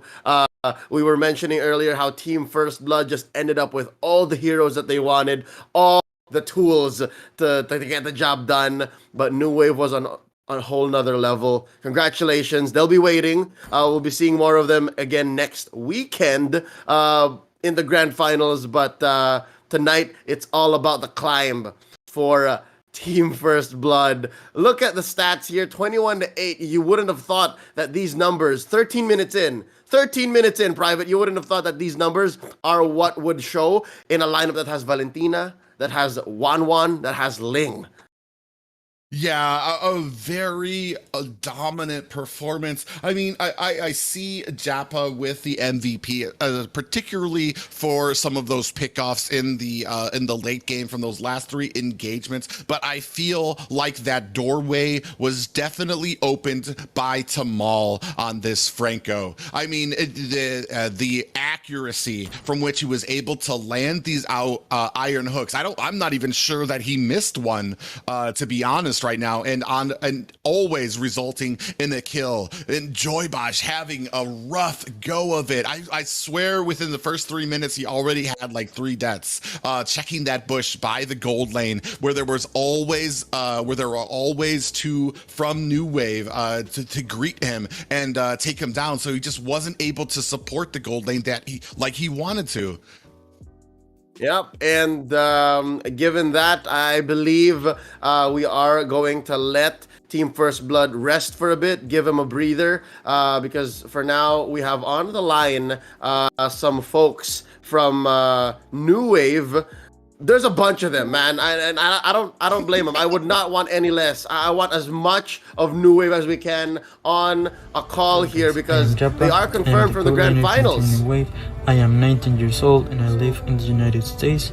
First of all, thank you for your support, and I want to invite you all to support us so we can win this NACT tournament and show you who is the strongest team. On the line, we have Joppa and the rest of New Wave. We just saw Joppa on that video. Hello. No, not Joppa. It's me, the gamer Juan.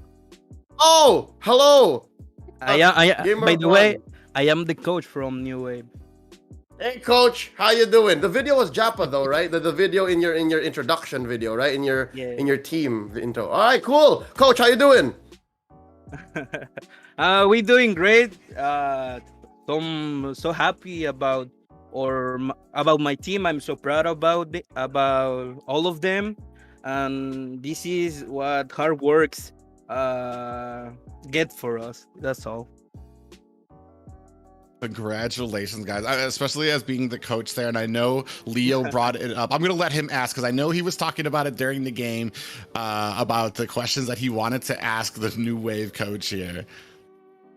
Yeah. So far, you guys are doing great. Your only real struggles are in the early game. Is that something you guys have figured out? Because you won game 3 here under 14 minutes, about 13 something, 13:05, 13:07. Are you guys more comfortable in the early game now? Yeah, we feel good in early games, but sometimes about the nerves of the players, and as I know my team, most of the time they need like one game to warm up, so we can jump into the other games as always, like in the BO3 or BO5s, and take off to our side, and that's all.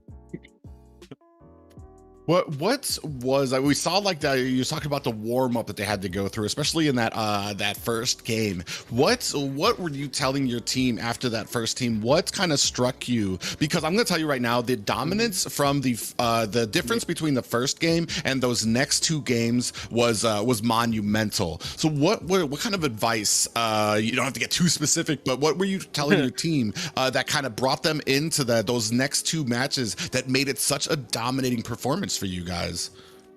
Basically, I told them that that was a past game. That game is game one, so we have to jump into game two. So all the things that happen in the game one are in the past, so we need to focus on the next one. That's all I say to them. All right, and you did. Your team did leave it in the past, and you guys did so much better. You punished Team First Blood's very greedy Game 2 draft, and in Game number 3, you guys showed them that it's not just the hero picks. It's not just the individual heroes. Like, yes, you let them have the Val. You let them have the 1-1. You gave them the Ling. But that's okay because you guys know what you're all about. I love I love how you guys always pick up the Tams and the Dairoth. Are those heroes as per hero request, or as player request, or do you do a bit of the drafting too, Coach?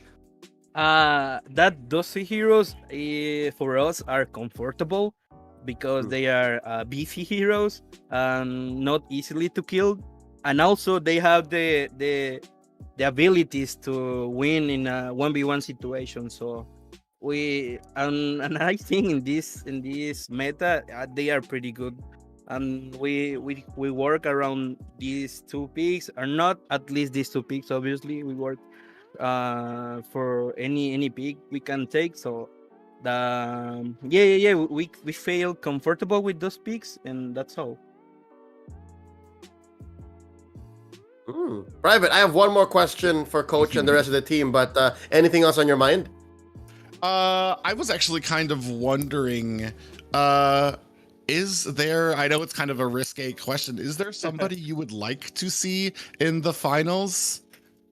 I don't mind who's the team on the finals, being honest, but I know the two teams that are going to get the ticket to the final are pretty good. So we have to take the finals to a level with respect, and never underestimate the team, the enemy team, right? So Like that. if I had to choose one, I would like to choose Team Sexy because they are a good people, and I don't know much about Team Fierce Blood. That's all. Just the familiarity. You do know because First Blood has been, or because Team Sexy has been here for a very long time.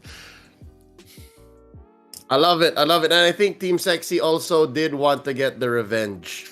So it is just as it should be. It's poetic. You took it out of my mouth. You took it right out of me, Private. That was the question I was gonna ask. Really? Yeah, and I'm pretty sure the rest of New Wave would want the same thing, right? Like they want to face the team that basically built NACT alongside the other pillars of MLBBNA. Before we close up, just real quick, Coach, and all the other members of New Wave in the call right now. Any shout outs or anyone you want to say thank you to, and then just say hi to before we let you go? Me. Okay, I'm Ziggy, go, Ziggy. Ziggy. I have to. I'll tell this in Spanish. Un saludo a mi mamá, te amo mucho y gracias por todo. Y también a una persona muy especial, ya sabes quién eres. Bye. That's all, bro. All right.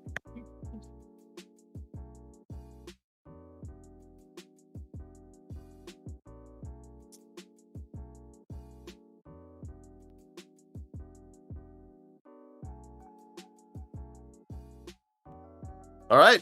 All right, Clear guys, as thank day. you. Yeah, thank you guys so much for this interview, for talking with us, and congratulations. You guys are going to be sitting pretty at least until next week. But ladies and gentlemen, man, what an intense match that we just witnessed, and just to see how humble New Wave is. They do pay the respect, and that is one of the things that I think makes the strong teams too. Is you never look at a team, never look down on them. They've paid the respect. They made sure they always treated them as a threat, and went into these matches, into the banning and the drafts, knowing that they were a threat. And I think that's what kind of makes them so dangerous. Is they're never going to be underestimated. They're never going to get surprised.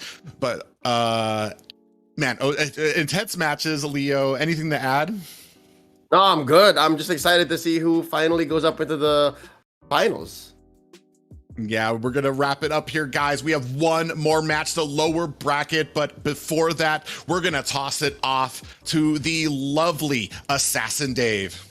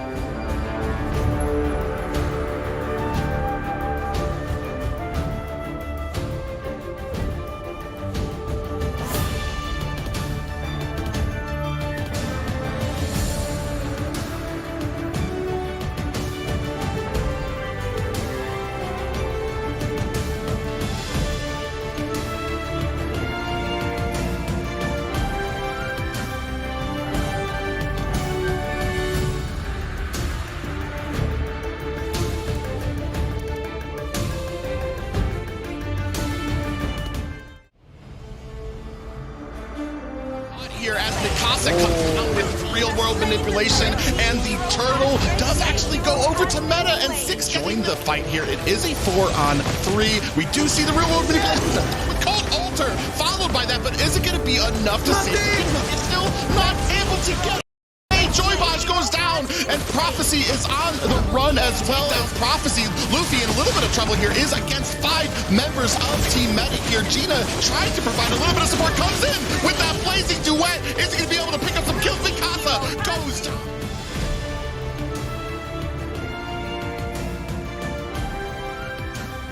Wave is in a bad way right now. That is 3 for unanswered kills for Team Sexy, and they are starting on this Lord. This could be GG for the side of New Wave if they can get this. Nicolette goes down at the hands of Joppa. So much damage. Gold gets taken down as well. Out Nicolette. Oh, Warrior does catch another bit of damage there. Oh, we just see a wild charge followed up by the Flicker. He's going to be able to pick up the kill off the 6. Down goes Mikasa as well. And there you see Sirius. Just the way. Oh, look at that 2-man wild charge. A wild charge connects out the 3 players. 6 goes down and is fouled down right now. They're trying to put damage onto the turtle. And Sirius follow up right now. It is all. I, Starscream, am now the leader of the Decepticons. Do as I command. Yes, yes, Master. Less talk, more work.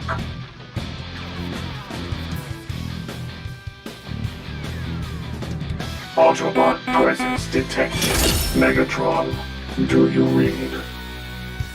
I'll crush you with my bare hands. Autobots, roll out! We'll give them the fight of their lives. They must be terminated.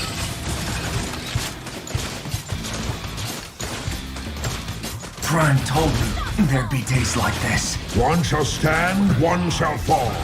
Join them in extinction! You wrong, and you ugly too! Dinobots, attack! Decepticons, retreat! You are a fool, Megatron. Starscream in pursuit.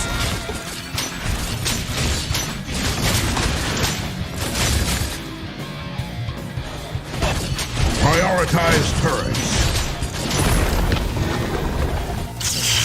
I've got morons on my team.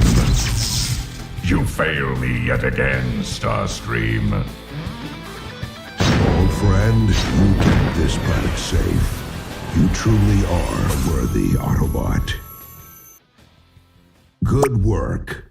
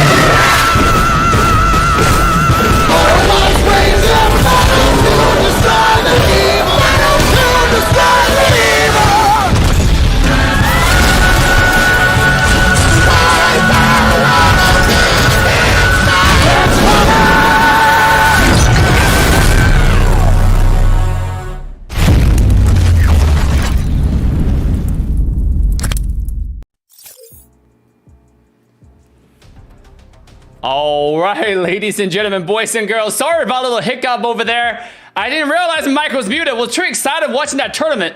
I gotta say, the last match was just very, very exciting. Now, like I said, even though I was muted, Team First Blood is still having a second chance, and that's the benefit of being in the winner's bracket. Now they're gonna battle to elimination against Team Sexi. Team Sexi said last time in an interview that they want a revenge match against Team First Blood.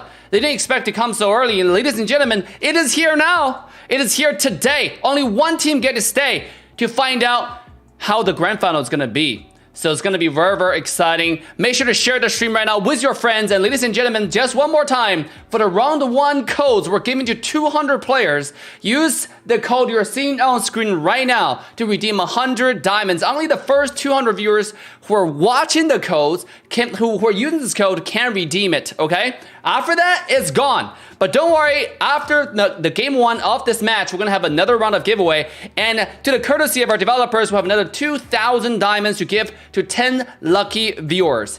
So if you're watching this right now, again, share the stream with your friends. Right after this match, we'll give away a lot more diamonds, a lot more gifts to our lovely, lovely viewers. With that being said, our casters ready, and the players are ready. Team First Blood versus Team Sexi in the loser bracket finals. Who will go to grand final next week, and who will be knocked out? We shall find out, and I will quickly send it over to our incredible, amazing caster's desk.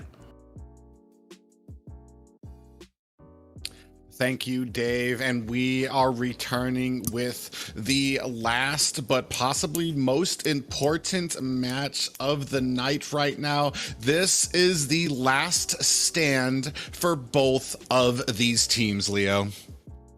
It is no secret that we've been trying to mask the fact that this is the final game, a series of games for either of these teams, but this may just be their most shining moment. This could be their highlight. You know how in an anime, when a character is about to die, that's what most people remember? This is that.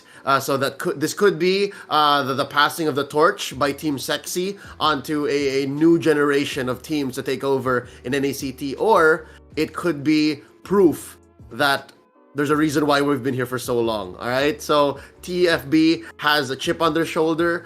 They can show that they deserve to be punching above their weight class and earn their stripes here. In no less grander way, right? They're taking down the grand finalists from the previous season. So I can't wait. The story has been laid out. We just have to enjoy it. We just have to bask in it. Yeah, and we're going to be moving right into the bans. Is it going to be the rookies of NACT or the veterans, the long-time veterans of NACT in Team Sexi? Here we are about to find out here right now. And it also comes into play. We saw last night that Team Sexi was able to kind of prevail because they were still warmed up from that match that they had before. But this time a little bit of a switch. Team Sexi has been kind of sitting here laying in wait. We're gonna see that respect ban of that Fanny coming out as a first ban from Team First Blood. I love it. Team First Blood taking away Team Sexi's TFB, the Fanny boy. And Team Sexi showing much respect to Mr. God Mode himself, taking away the Claude. So, again, that's step number 1. Respect the fact that your opponent has these pocket picks. They have these heroes that they're so known for and that they're so comfortable on, and take them away, and then just make sure you walk into as even a fight as possible. So it continues. It continues because look, they take away the Clint, take it away from Gold, and then they take away the Esmeralda, take it away from Luffy. It never ends. I'm guessing it's gonna be a Cho. Team Sexi take away the Cho. They defang Nicolette. All right. So where do we go from here? Yeah, what this is doing right now, and what is interesting about this is it's been completely different bans than what we've been seeing. So this is going to be leaving open the Valentina, leaving open the Julian, the Akai, all of these picks that most of these teams have been afraid, or not, I don't want to say afraid, but they're strong picks. So now we're basically going to be leaving open all of these strong characters, including the Atlas as well. So I think we're going to see something new here. We're going to see something different with all of these picks open right now. Yeah, unless this is the Val that they ban out, and then they'll just try to make sure that the Cho doesn't make it back. Nope, not gonna happen. All right. Sometimes I hate it when it's so spelled out, but it is what it is, right? There you go. Probably he's gonna get the Val. He's gonna try to redeem himself from Game 3 earlier tonight. And what does that open up for Team Sexi? There's so many choices. You mentioned them all, Private. They're all still out there. Yeah, and I mean, it's been very interesting. We still do have that Yve. We didn't really see her last game as much, but it's still a prime pick. But there's still other things out there that are still left out because you're going to be countered with it too. And I'm wondering if this Atlas is going to become an issue here in the first half of this picking phase, as it usually does for most of these teams, as they play around the fact that there is still an Atlas and a Diggy out there. And that's still something we have to watch out for, but there is this hero left out too. The Faramis Gambit. It's still very much possible Team Sexi can just dive right into it, and by the looks of it, Private, check it out. It might be Warrior playing it. Might be a Roamer Faramis. Faromis, if you will. Yeah, it's possible to be a flex pick, but it does look like Warrior is going to be picking that up there, which does mean we're going to have a little bit of an interesting bout when it comes to these engagements from the side of Team First Blood. We definitely have to think twice about how we go into these engagements. But with Joybosh picking up that Franco, we just saw last game how lethal a Franco can be when he is precise on these hooks, when the other team cannot avoid them. We do move into the second half of the banning phase, still have that Atlas out there, amazingly enough. Yeah, so far both teams are playing on their own axis. It's so honest. There's still no sleight of hand. There's still no 50-50s. It's still very clear so far, unless I don't know. You would know. Wait. Hold on. You would know. Private. Is it possible that it's not a Faromis, that it is indeed Nicolette playing the Faramis? Because it doesn't fit her playstyle. Knowing little about her, you know her a little more, right? So this is more likely going to be a Warrior. I feel like this is the first time I'm pretty sure this is the first time we've seen a Faramis picked up by Team Sexi. I know they wouldn't pick it up if they hadn't practiced it. So honestly, it could be either way. I do feel like Nicolette doesn't usually, I feel like she does go for those nice, big, heavy damage mages and mid laners that can like really change the landscape of the game in that way with like raining down damage. So I think it's more likely that this is going to be on to Warrior, but I've been proven wrong before, as we do see the assassins starting to get banned out from the side of Team Sexi here as they take off Ling and Karina from the board. All right, so who's to say, right? And again, that has been the story of tonight. If you want to move on to the next stage, you have to get to the next level. You have to upgrade and develop your play style. So maybe if Nicolette does suddenly pick up the Faramis, then that might give First Blood the idea, might send a message of, oh, so they changed, so they're not the same Team Sexi that we knew and prepared for. Checking out the bans, Assassins for Team Sexi, as you mentioned. Team First Blood, they might close the gap here. Kagura, maybe? Nope, Popol and Koopa. They're closing up, and then they're forcing gold into a 1-1? Into what else is out there? Into a Brody? Yeah, I was about to say Brody seems the next pick for him. Very interesting there. I mean, they banned out the Clint already. They banned out the Popol and Koopa. But it's basically the highest picks that Gold does have. But next up would probably be the Brody, unless they have something else up their sleeve that they're going to want to take off the board here. And maybe Brody is kind of what they're looking for. We are kind of, they are going to go ahead and take all the time that they have here before they get into these next picks. Because I'm really interested to see what Nicolette is going to be picking up here. And yeah, we do have a Kagura pick. That's it. Farome is confirmed. Nicolette gets her signature Kagura. And the thing is, prior to this Kagura pick, the Atlas was also still out there if it was going to be a mid Faramis. Because there's no room for Diggy in Team First Blood. Just saying. But, you know, we're past that point. Team First Blood, they still need to pick up an XP laner and a jungler. What's out there?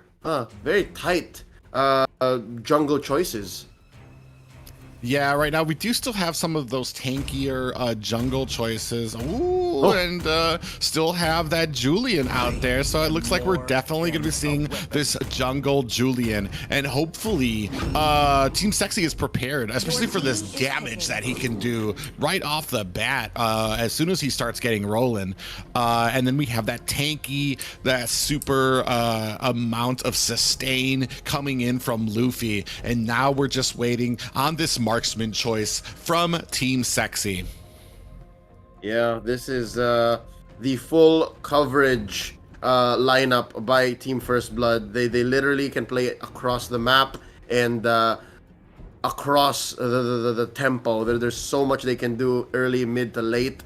And Team Sexy, it looks like they have gotten cornered. Not that it's a bad pick, but it is what's left out there. And it seems like Team First Blood set them up for it, but no! Here's the dark horse of the metagame, the hero that most people have forgotten existed, and it's so hard to duel against in the late game. Gold gets the Bruno. Yeah, a really interesting pick up there too, because I feel like Bruno does have some issues in the early game, so we are going to be leaning a little hard into Gold on that late game. So I'm expecting to see some type of support maybe going there, and that does speak a little bit about the rotations. So I'm very interested to see how these are going to play into this first matchup of the lower brackets. Early game, I like how TFB might actually learn from their loss, game number 3, because it's very iterative. It just seems to be an iteration of what they did there.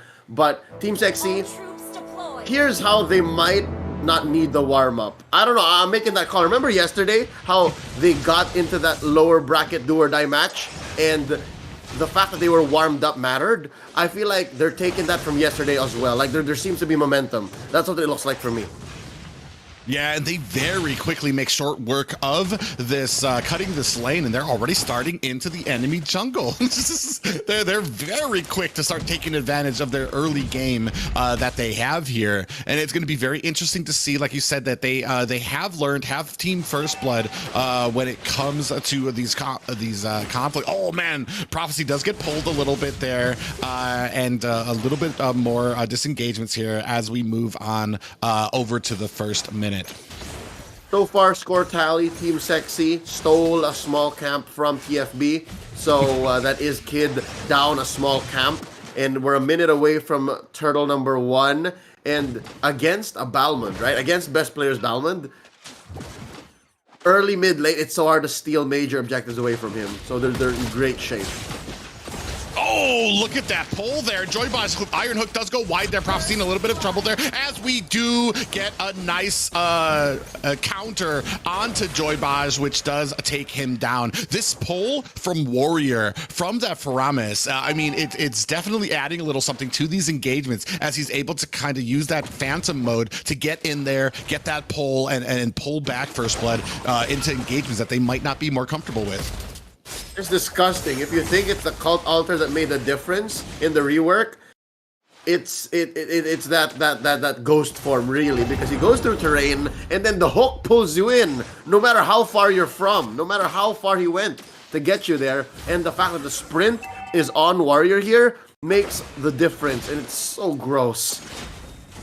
Yeah, we do see Luffy in here, might have bitten off a little bit more than he can chew, but is trying to distract them while this turtle is being worked up by First Blood. Are they going to be able to get it? And we see Kid able to use that retreat to get him, but Rimuru in a little bit of trouble is going to have to disengage, so they don't have an answer. They do get that turtle without much consequence.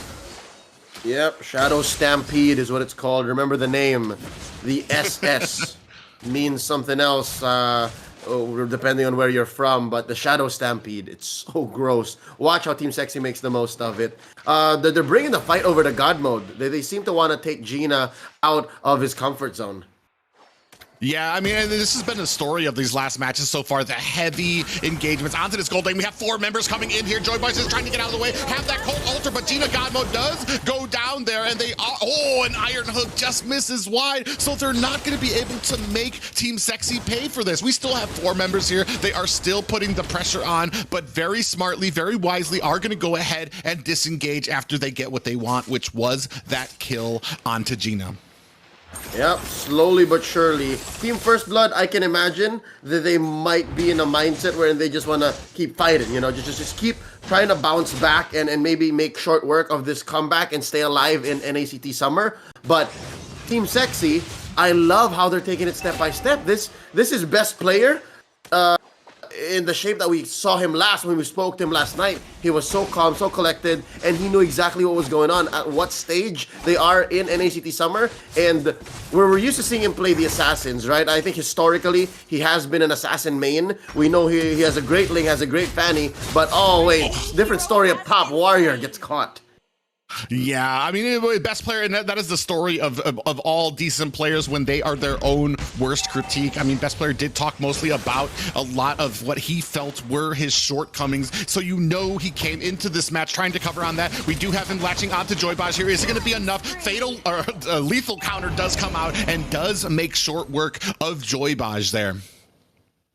Oh, all right, time for us to try to digest exactly what's going on. A swing back again on Warrior. Not much for Team Sexy to be sad about, but look at how Team First Blood is actually staying in it. They're just down maybe 500 gold here and just 1 death on Gina God mode. They've done well to spread out the deaths. They've done well to actually babysit this Beatrix. But with that being said, and given the early game lead and the cutting situation in the bottom lane and how much of a priority Team First Blood has on this turtle, I'm guessing this is going to be closer than we expected. We are going into the mid game on a much more even kilter, I think. More of a 50-50.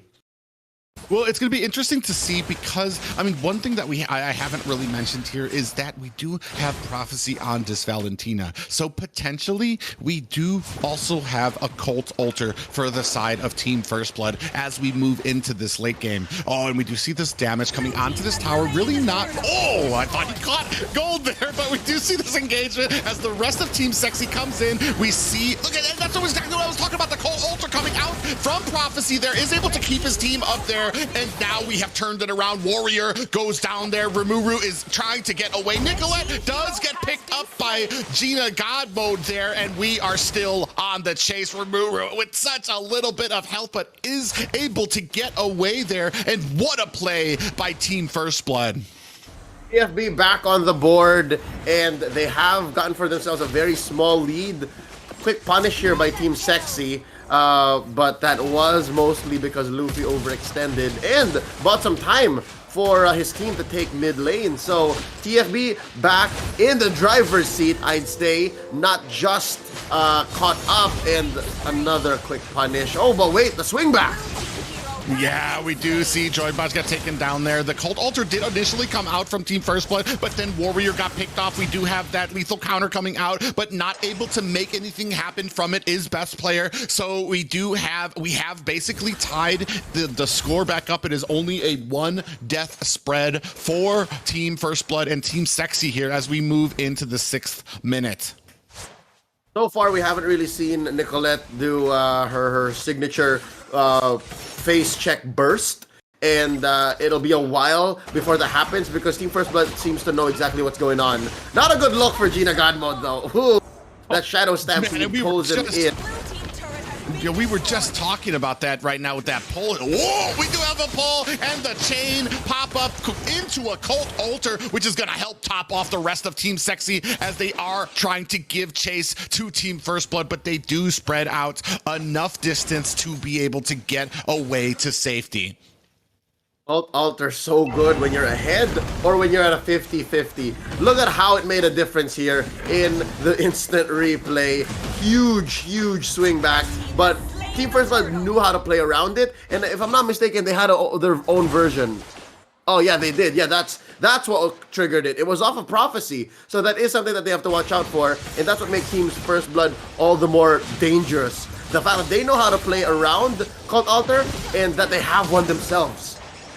Yeah, and that's what we were talking about before. Valentina right now going to be even more dangerous as we move into this late game, because I was going to say Team Sexy does have a pretty dominant mid to late game team fighting ability, but then we have the Valentina. She is chasing Nicolette there. We do see Warrior is going to pull in Prophecy a bit, but not able to make anything happen as the rest of Team Sexy is kind of spread out around the map here, still kind of trying to make use of their map presence here. But a concealed play now. We do have a suppression onto this Balmond. Best player in a little bit of trouble. He's going to try to dash away. He is slowed down. I don't think he's going to be able to get away, and is an easy pick off for the rest of Team First Blood as they come running in.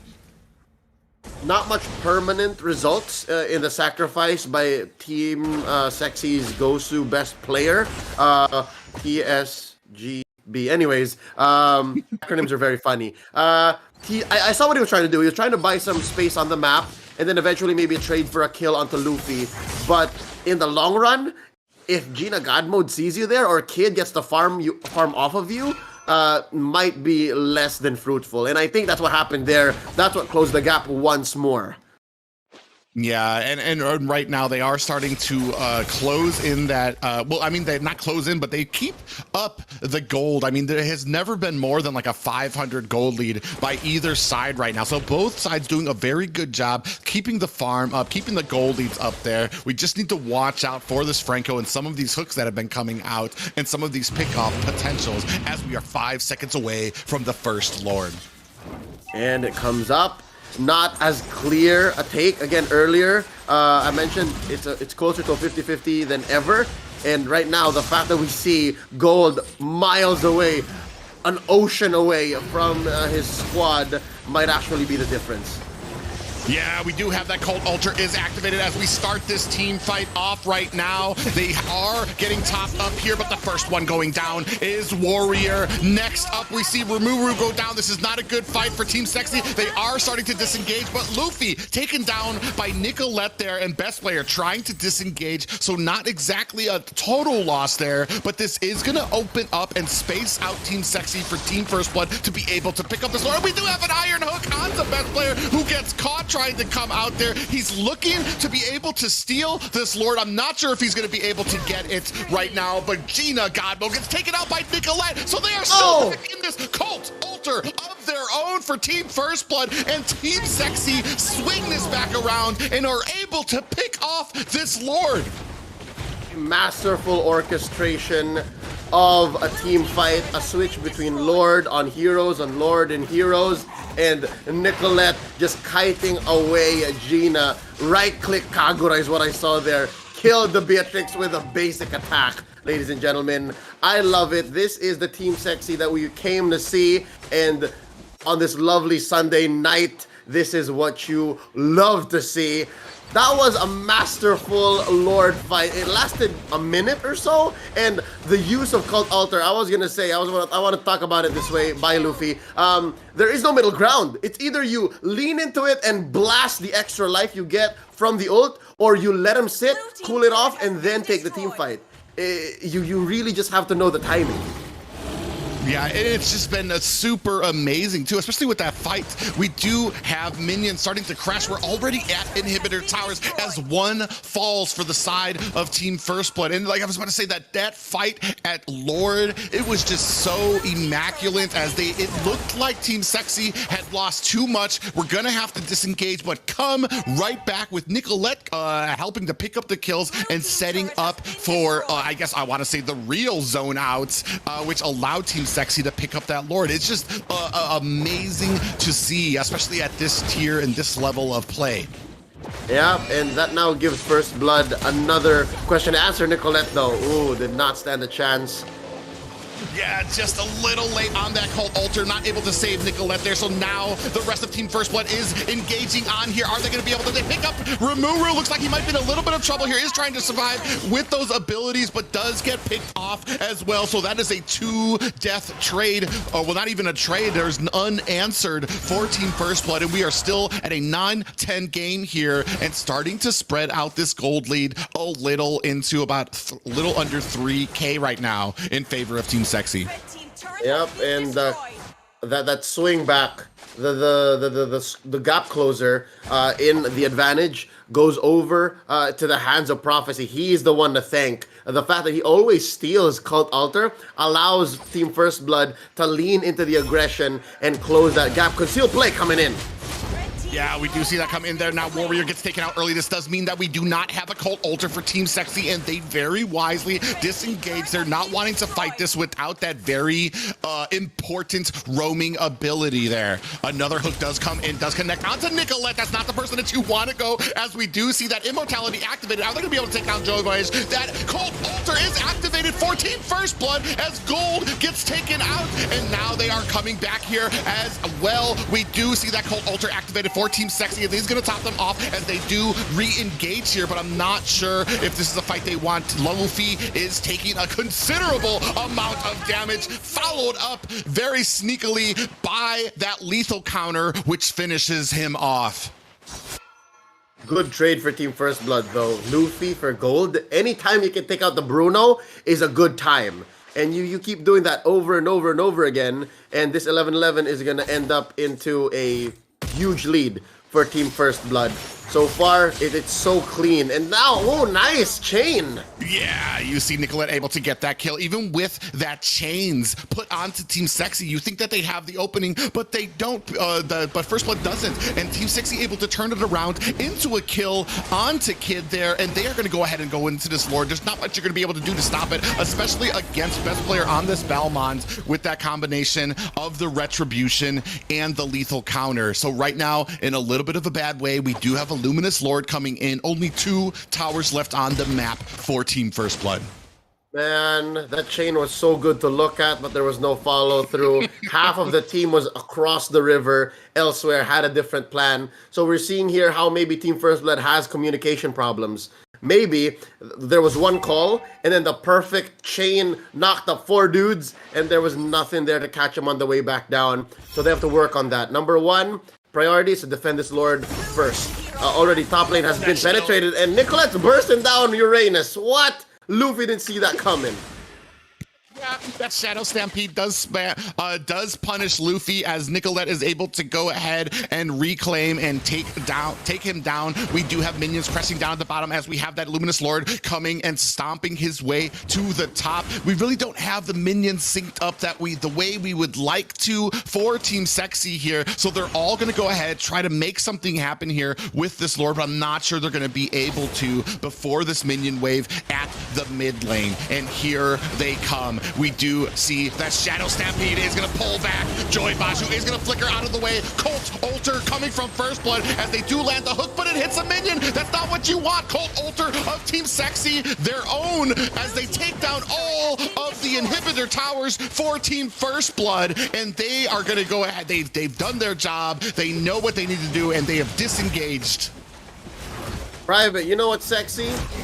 Cleaning up is sexy, and that's what Team Sexy did right there. Nothing left in the base for Team First Blood, and that's permanent damage those are waves upon waves that they have to clean up every single time. They have to manage that, and Team Sexy can take advantage. That makes this Lord a minute away. It is an enhanced Lord. It's a luminous Lord, but it is not evolved quite yet.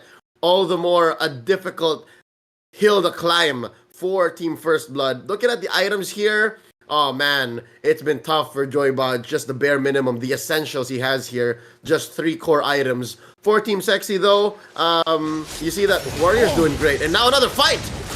Yeah, we do see a Joybot get caught there. A Cult Altar is activated for the side of Team Sexy, and down goes Prophecy there. Cult Altar coming in right now as the rest of Team Sexy. Oh man, right now they only have 2 people left. Now the parade of minions coming in. Can Joyboy stop it? He does land a hook, but it's not going to be enough. We do see that lethal counter coming out. The tower is going down, and this is going to be the first game for Team Sexy. Oh man, short of a wipeout, those are the 2 worst heroes to have on the receiving end of a base defense. Imagine 2 tanks, a Uranus and a Franco. What do we do? I don't know, man. What do you think? That was it. The writing was on the wall. Team Sexy played this game pretty well. Again, against Team First Blood, they did their best, but it just was not enough against Team Sexy, who's usually very aggressive. Team Sexy usually just leverages an early game advantage, but here they showed a lot of discipline, they showed good trading, and they showed cross-map plays. And Warrior, he unlocked a new way to play his role. Faromis, that's another hero that TFB has to consider banning going into game number 2. What a start for Team Sexy. Yeah, just an amazing journey for Warrior, who has been has had his ups and downs on the team and really coming into play here. Was picked off a few times. He does have 5 deaths, but man, when it comes to those Cult Altars, when he was using them, holding out, being patient with it as well. And it, man, I would tell you, it was a very hard match to call, especially with the Valentina there. A lot of Cult Altars coming out there. It was very hard to even see who had the advantage. But from the looks of it, from a lot of those fights, it seemed like Team Sexy basically leaning very hard. They do understand that Cult Altar probably a little bit better, especially with the Faramis. Not just the Cult Altar, but those Shadow Stampedes there played a very pivotal role in kind of almost like the way Franco hooks do. He would come in there with that Shadow Stampede as the enemy was trying to disengage, get yanked back, and then get finished off by best player. I was gonna say, Warrior had better Shadow Stampedes than Cult Altars. I think half of the Cult Altars he played, TFB worked around, but more than half of his Shadow Stampedes led to great pickoffs. So Warrior here, he was onto something. And Team Sexy are that much closer to securing a grand final slot. But I think Private Dave has to say something here. Yeah, Dave has something to say, so we're going to go ahead and give it off to this to the NACT host, Assassin Dave. All right. You know, after double checking that everybody can hear me, ladies and gentlemen, here's your second batch of the giveaway for today, again, courtesy of our developers. Now, if you're watching on the screen, only 10 viewers who are applying this code can get the 200 diamond in your chest. So what you're waiting for, if you're from United States of America, if you're from Canada, use the codes right now with the link in description to the right side of me, and now get your diamonds right away. Ladies and gentlemen, that was an incredible match. Our caster brought on an amazing show. So we're gonna go ahead and take a short 2-minute break right here. Go ahead and get yourself some popcorn, get yourself some soda, relax, take a deep breath. And we're gonna come back for the maybe one final match, because now, game point for Team Sexy. Are we gonna see a TFB pulling up with the same thing that New Way pulled up on them, or are we gonna see a 2-0 clean sweep? We'll find out after the short 2-minute break.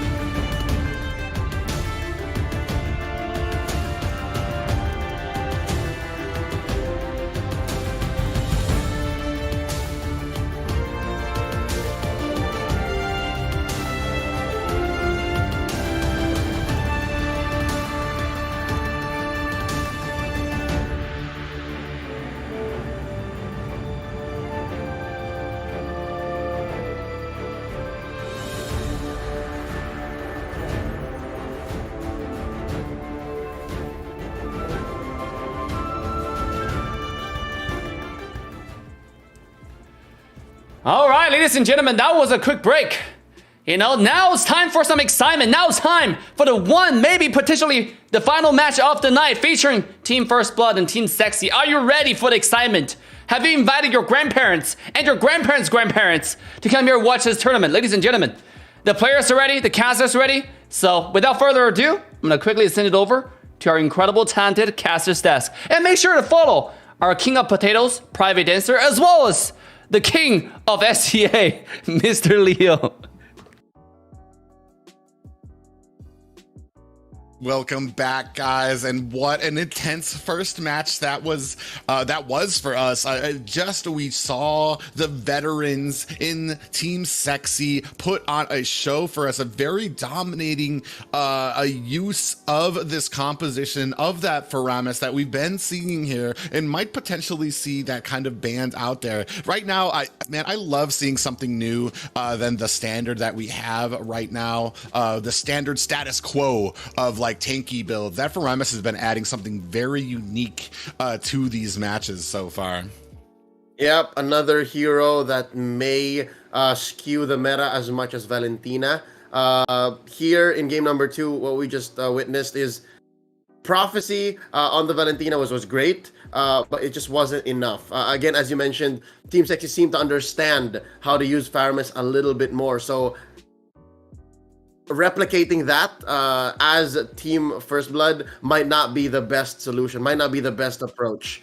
So I believe going into the draft here, it should be something to consider.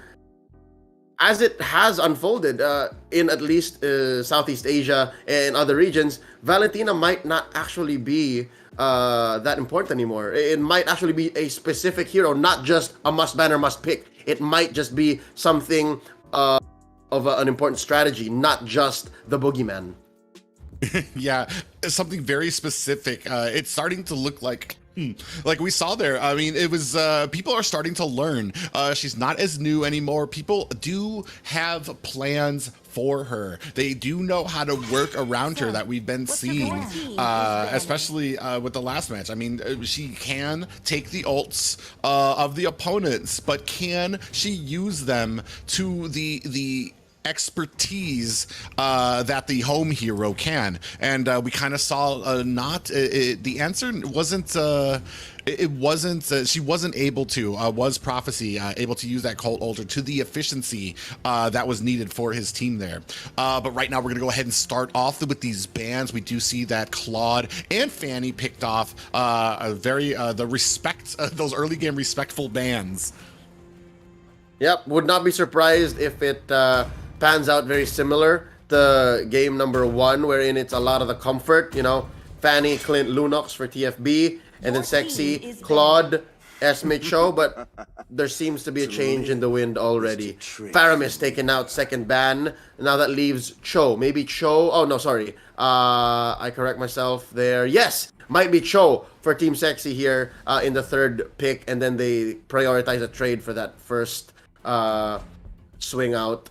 Team First Blood, though, would not be surprised if this was a Fanny Clint or Fanny Lunox. Yeah, Linux definitely, because we do know that Nicolette is a very comfortable, does like that that's Linux pick. But man, I mean, it's kind of crazy to me because Nicolette, it's almost interesting to ban that because she just has such a wide pool to choose from in that you still have to be afraid of. Yeah, I mean, we saw even with that Kagura how lethal she was on it, and the Kagura even still with the range. I feel like Kagura does have a little bit of an issue with the range, how close she needs to get to it. But man, you wouldn't have known that with how she played in the last game. Right now, we do see that respect ban for, well, not really a respect, but I mean acknowledgement from Team Sexy that Faramis is something that needs to be taken off the board. Like, if we can't get it, we're definitely not going to let you guys have it. So we see that coming up, as well as the Esmeralda ban. Definitely an answer to a dog, or not dog, to Luffy there, not wanting him to get onto that Esmeralda. And it seems like the story of the day is get your gold lane comfy. Gina God Mode, game number 1 on that Beatrix had a tough time, had a tough go. But this time around, it looks like their priority here is to make sure that happens again. Gold gets his Clint first, and then Team First Blood swings back by taking the Thams and the Balmond. Now, what does best player do here? Right? How's best player to respond? Yeah, I'm very interested to see how he's going to respond. Right now, we do have a very thick and tanky lineup from the side of Team First Blood, followed also with that a little bit of early game there. Oh, God, I've been waiting to see it. I love a great Eve with how it sets up a lot of these fights. It also does come into play is how we can protect her when it comes into these engagements. Nicolette doesn't always need protection, but she's because she's so great with her placement there. But man, we definitely see that Atlas pickup, which is definitely going to be followed by a Diggy ban from Team First Blood. Yeah, would not be surprised if they ban Diggy and Franco, or Team Sexy. Yeah, Team Sexy wouldn't take out the Franco anymore. I'm just counting the ways that you can actually mess with Nicolette's Eve. That's what you have to watch out for here. And also note, Team Sexy does not have a roamer of their own yet, nor do they have a hero for best player, which is still out there. I'm still questioning, would best player want to play a Karina? Is that something that they want to do here? Yeah, it's gonna the jungle seems to be the tightest hero slot now. It seems like the jungle is the difficult pick. Yeah, it's interesting because he does have about 3 games this tournament. He has played Karina 3 times. We saw him kind of pick up a Hayabusa yesterday, not as successful on it. So we know he has the ability to play these assassin roles. But it just, and that's the good thing about best player is he is really good with that pool, with all the options that he does have for himself here. So it's gonna be interesting to see what we come up with. Ooh, we do take Wan off the board here, and we're gonna transition into this first pick, possibly the marksman for Gina here. And that's still open. The Beatrix still sucks to be Fatal Linked into a face full of Wesker. But what else could you get here? There's still a mid laner missing, right? So Prophecy does not have a hero just yet. But they'll save that for later. And it is indeed the aforementioned Beatrix. Team Sexy though. Jungler, of course. You lean on your comfort. You go for maybe the Grok, and then you pick up the Karina. Yeah, we're looking at what they're kind of looking. I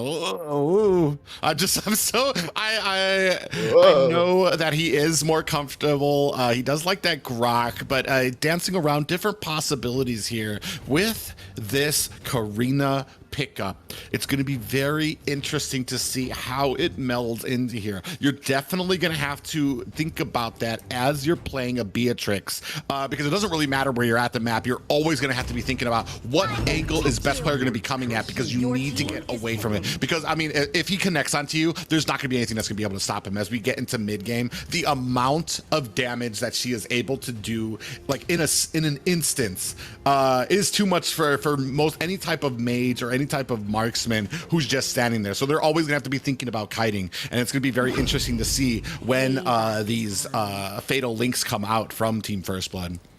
Yeah, so it looks like Team Sexy wants to outzone that fatal links potential by presenting both the real world manipulation and the Numenon Blast. If Team Sexy can fire off both at the same time for the combo wombo, as our good friend Mirko would put it, great. But they could also phase it out. They could cascade it and play one before the other, and then time out what Team First Blood will respond with. But speaking of responses, they close up with a Farsa, so they have some zoning of their own. They're answering the square with a circle in the Feathered Airstrike, but what's scaring me here is Nicolette is a very respectable Farsa player herself. So she would know how to time that out. She would know when to shot call and to say if it's a go or no. Yeah, and that's going to be the interesting thing here. As we start transitioning into these team fights, I feel like this is going to be on the backs of the mages here to see if who's getting caught, who's actually able to deal that damage, because I feel like both of these kind of provide that range for their teams here. One does provide, in the Yve, does provide a little bit of a lockdown there to be able to stop your enemy from being able to get out there. Prophecy actually taking a decent amount of damage here. Is going to go ahead and ward off as best player kind of lets it be known that he's here before moving on to the Lethal Wanderer. Best player has to change his play style, or at least his habits. Oh wait, no, Golden almost in trouble. Oh, he saw that coming. Yeah, he is able to get away there, and that's kind of the problem when you come all at the front there. Gold was able to read that, able to get away on that Clint now, and we do see that Warrior's going to go ahead and help support that that lane up there. Yeah, I was gonna say, best player has to change the rotations he had prior to game 1 playing that Balmond. Now on a Karina, it's a tank Karina if I'm not mistaken. Oh, I'm getting tingles.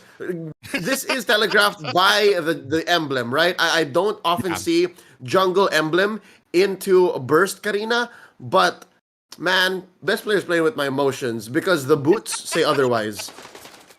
Yeah, I know how much you love that tank arena, but we're gonna see how well it plays into here. We do have a little bit of engagement here as Kid takes a heap of damage there. Warrior up in the front here trying to block off a lot of this damage. We do have the Kid gets taken out by Nicolette, who sees her opportunity, and now with the real world manipulation able to take 2 in with Prophecy there.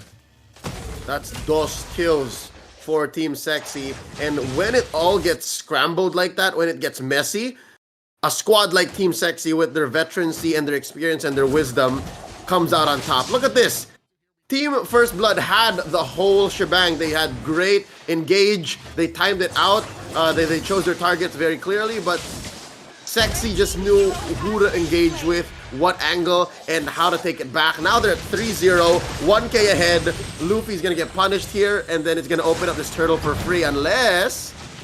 Yeah, they are able to kind of ward off best player, who was running just a little bit low. But right before that, if you saw, as soon as Prophecy opened up with that feathered airstrike, Warrior was right there to come in with that stun on her. So she only was able to get off, or Prophecy was only able to get off 1 shot there. So a great read by Warrior of Team Sexy there. But this turtle is going to go over to Kid of First Blood. And so far, Team Sexy did not, for the first time in this 3-minute game, did not get what they wanted. So at least that puts them back into equals, but Fatal Links onto 1, worth it for gold. As you say that, Gold gets caught into a Fatal Links, into a Wesker, and gets demolished up at top. I don't even think he knows what hit him. It was just that fast, but still maintaining just a little bit of a lead is Team Sexy. Team Sexy, again, not only did they get a reality check, but also, ooh, wait. All right, cool. They timed that out. They also got a reminder that Team First Blood has a solid mid-game spike as well. And it's not off of Gina, it's on Prophecy. So maybe, instead of bearing down on Gold Lane, maybe they should try to find out Prophecy. Maybe they should get Prophecy more. Yeah, and we do see, Numenon Blast does not connect as the Fatal Links connects onto it. Best player does go down, as next up is Warrior, and what a great engagement and a read by First Blood. As that Numenon Blast was coming up, we did wait. Joy Boss Red Dat is able to get the Fatal Links on Nicolette. In trouble, does get picked off as well, so that is a 3 kills for First Blood. Oh, wow. Now it's like Team Sexy, not only just in-game, but it seems like their communications got scrambled as well. Nicolette, twice in that team fight, hesitated. She had real-world manipulation, but the timing was off both times. Both times that they could have taken it, it was just not there, and that's what opened it up. Kid saw that moment of weakness, that vulnerability, and went in deep between Tier 1 and Tier 2, and that was worth it. Team First Blood now in the driver's seat, now calling the shots. About 2,500 gold ahead, almost 3, but slowly Team Sexi's catching up. Tough to get this turtle though, turtle number 3. Oh, we do have a Noon on Blast coming in, does catch up Balmon into it. Prophecy does take out the turtle, now followed by a feathered airstrike into a fatal Lynx that does see Warrior go down, and we are trying to answer that as Gina God Mode gets taken out by best player there. We do have a 1-for-1 trade, but that turtle did go over to Team First Blood, expanding a little bit on that lead that they already have. Rather number 2, that was just turtle number 2. It just shows that how much is happening on the map, that it makes it seem like already more has happened and more time has elapsed. But yeah, no, that was just a second turtle. It just took a while for these teams to get to it, but just the same, another turn, and Team First Blood got what they wanted. Slowly but surely though, Team Sexi a little more disciplined, a lot less face checks for Warrior, maybe because the map is shrinking. And no, speaking of Warrior, he just goes down there. The damage is real now for Team First Blood. Yeah, even with that shield. Oh, Joybot does catch a Fatal Lynx onto Gold, who goes down very quickly. This combination of this Fatal Lynx into the Feathered Airstrike is really proving a huge problem. Best player does get caught here, is not going to be able to get away. As, oh my god, the damage from Nicolette on that real-world manipulation, able to save best player. He's waited so long to let that go, and finally the ult just lets rip. And she gets 2 on the way out, saving best player, as you mentioned, on the way. Check it out once more. This is the kill by Team First Blood. Again, if you can kill gold over and over again like that, I'd say do it. Yeah, look at that damage coming down there from Nicolette, just waiting there. I thought best player was a goner. Oh, but we do have Joybot with this Fatal Lynx, does lock it on. We do have Karina. Best player is trying to get away. I'm not sure he's going to be able to walk through that tower, as the conceal does come out from Joybot to add a little bit to the speed of Team First Blood. And we do still have Joybot coming in here as trying to zone out the team while they are onto this turtle. This is going to be a 3rd turtle for Team First Blood, and they're now about 3K ahead of Team Sexi. Yep, final turtle going over to TFB, growing this gold lead to about 3,000. It's so hard to be Team Sexi right now. This is the problem that you face with a Karina that is behind. It takes so much discipline and so much cross-map play for you to get back into it. And she's just not very good as a losing as a jungler on the losing end, and then you're facing off against a Balmond that is so good at punishing and keeping an advantage. So yeah, Joybot though tries to find one. Yeah. We do have that real world manipulation come out because that Fatal Lynx did miss. Both players Gold able to get out of the way of that Fatal Lynx, and that provided an opportunity for Nicolette to launch that real world manipulation and get the kill onto Joybot. And that's the first time in a while in this 8-minute game that Joybot got punished, right, like that. So far, as it unfolds, Team Sexi, best players building a hybrid. There is penetration boots, but he's still going down the same route. Guardian helmet, and then eventually into a anti-Keras, and then Cursed Helm. So far, it's not working out the best, but a fight in bottom. Yeah, we do see that best player does get taken out there. That lethal counter does get countered itself as Kid gets taken down by Gold. So we do have a 1-for-1 trade here. Luffy and Rimuru still continuing this eternal battle between these Goliaths of regen here. But now we do have a little bit of 4 people here onto Rimuru, as he is going to go ahead and disengage from that. Jungle for jungle. I think that's a wash, which means Team First Blood still coming out on top. They are gonna respawn at just about the right time. Still not free for Team First Blood, nor should it be a contest for Team Sexi. Good news for Team Sexi though is they have good defense potential. They don't have to lose these tier 2s, the ones that they have left. Nicolette can defend, but just the same, it's gonna be free for Team First Blood. It's gonna be a hard contest. Team Sexi They should communicate now. They should say, you know what, guys, let's just hunker down. Let's just defend. Yeah, and we do, like you said and witnessed there, Team First Blood is able to go ahead and get that turtle unanswered for still a about a 5K gold lead for Team First Blood as we move in past the 10-minute mark. No towers yet for Team Sexy. So that's another thing Team First Blood is doing very well here, is transitioning these kills into objectives, into these towers. And Team Sexy is yet to catch their breath and be able to kind of transition into objectives of their own. That just shows that even if they are trading, it doesn't convert to anything. They don't allow it. It takes too much across the map to confirm anything. And real quick, that's Conceal. Catches one. Wow! Yeah, Conceal Play does catch, and a Flicker does catch Best Player, but it was not enough as they were ready, and they do get out of it. Joy Blage actually pays for it, but Gina is able to take down a tower, and another one taken down by the minion, so they get the value out of this non-luminous Lord. And, not a terrible defense for them, but they do lose 2 towers there. Still very expensive, but Team Sexy could have been worse. Could have been extremely worse. They could have died and then maybe threatened a half health an inhibitor, pop a holy shield. That is crucial wave clear at this point in the game. But after the 12-minute mark, it does go away.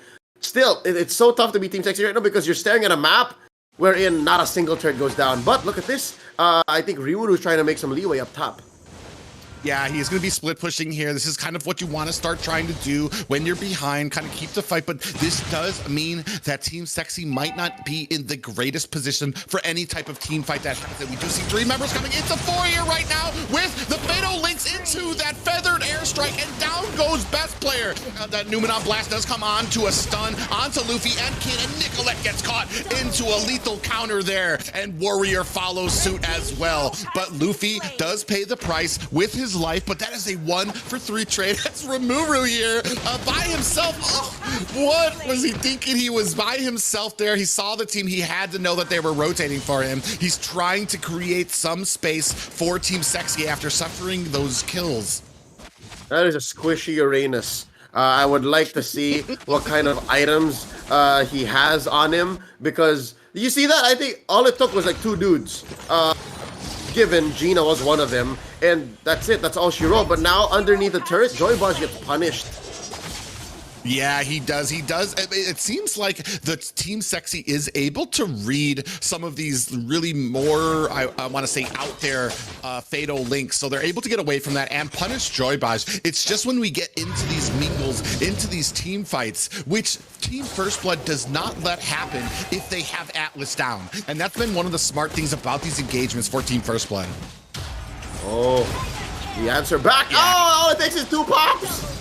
Yeah, Uranus. Rimuru does get taken down. He doesn't have any actual magical defense. Nicolette is next on the list, gets taken down with a lethal counter from the Belmont, and it is just Best Player and Warrior left up here, so they're not going to be able to do anything to counter this Luminous Lord from Team First Blood, as they're going to be free to go ahead. Oh, Conceal Plate does come down here. Best Player does get slowed. Fatal Links does catch up to them, and now down goes Warrior, followed by Best Player. A wipeout with minions coming to the core. This is game 2 going over to Team First Blood. We are going to a game 3. Oh, wow. The results of game number 2 making like a Kid Cudi track. It's night and day. The difference. And I'm not just talking about the fact that TFB won here and in such quick fashion, but also the way that Team Sexy played the map. It seemed like they weren't talking as much. It seemed like they were everywhere. They had different plans. The draft looked okay, but the fact that there was too much left to chance, that they were hoping to zone out and to play across the map too much, led to this. 13 minutes, 40 seconds in, 19-11. The sum total of Team First Blood's draft just presented too much of a threat to what Team Sexy was trying to do across it. It's so hard to read how else Team Sexy could have gone farther. Yeah, and they started off very strong, but once it came to the damage that Prophet was able to do, when there wasn't an answer for it, we always had, I felt like Team Sexy was always on the back foot. They were reacting to engagements rather than creating it themselves. And once that happens, once you're from behind, Karina's going to have a rough time. You're going to have to be answering for those fatal links into the feathered airstrike. So you're constantly reacting. You're not creating it yourself there, and that was kind of the start of the downfall for Team Sexy there, because they were never able to really catch their breath. Little pickoffs here and there, but like you said, I mean, it didn't really matter if you weren't able to get I want to say a single objective. All towers were up, all turtles went over to the side of Team First Blood. Yep, something to note as well. Again, because this is what I observed very closely. The Karina hybrid. Usually the magic defense or the CC reduction boots that you build on a jungle Karina. The fact that it was a penetration boots, 50-50 kind of made sense to me, because the only real CC threat from TFB was the Atlas, and that's an all-in strat. So it made sense why best player picked up the penetration boots, maybe just to get a little bit of more oomph and to close up the gaps and to get the finishes on Prophecy and Gina. But in the end, that wasn't really even the problem. That really wasn't even what we were working for. So that being said, it comes down to sudden death. Of course, we had to go 3 games. Of course, it had to end this way because tonight one of these teams go home and close up with a third place finish. But one of them have a chance to take it all. One of them have a chance to maybe beat New Wave twice in the grand finals and then be crowned the NACT Summer Champion. Yeah, we're wasting no time. We're going to get right into it. Both these teams saying we are not done. We will not go quietly into the night. They're going to give it all. 1 win apiece for Team First Blood and Team Sexy. But this game is going to be the last for one of these teams. One of them going home with a 3rd place. Not too shabby though, but one of them going to be meeting New Wave in the grand finals. And this is what it's all about, and this is how we are going to close out the night, this last match between these 2 titans of NA competition. Yep, again, this could be a rite of passage for Team First Blood, taking down one of the pillars of NACT, or it could be Team Sexy going back and reclaiming what is rightfully theirs, denied by Area 77 last season. Going into the draft, TFB on the play, take out the Fanny, take out the Valentina as well. Very similar to their Game 2 draft. For Team Sexy though, it's the Claude and the Faramis. Also, on cue, similar to game number 2, these 2 teams seem to just revise and amend the little problems they had from the previous games in the series. But there's a lot more that Team Sexy needs to work on, not just in the draft. They need to talk more. They need to communicate. That seems to be what took them down in game number 2. At least for me, personally, that's what I saw. Yeah, a little bit more spread out there. Maybe the nerves getting to it. Hopefully, both teams here taking a breath, finding their happy place. But what I see right now that I notice immediately is Atlas is open. Atlas is open, and I want to say the best position right now is Team Sexy, because they can bait an Atlas pick from Team First Blood and then pick up a Diggy, or they can wait it out, pick up the Atlas, and then ban a Diggy. I mean, that's a strategy also as well, because we did see how well those fatal links were coming in for the side of Team First Blood during that first match. But Kid definitely doesn't want to see that Balmond on best player. Is going to go ahead and pick that up himself to start things off here. No doubt, no doubt. It seems to be 2 angles of attack for Team First Blood is to maybe play the Roam Gambit, see how much Warrior has grown and how much he's willing to sacrifice for Team Sexy, for his team, and also maybe take best player out of his comfort zone too. Like, this Balmond seems to have been a crutch for best player. Now what? Without the Fanny, the Karina seems to be something that Team First Blood can answer and play around. What does Team Sexy do in this position, right? Look at this. The Eve and the Thams locked in.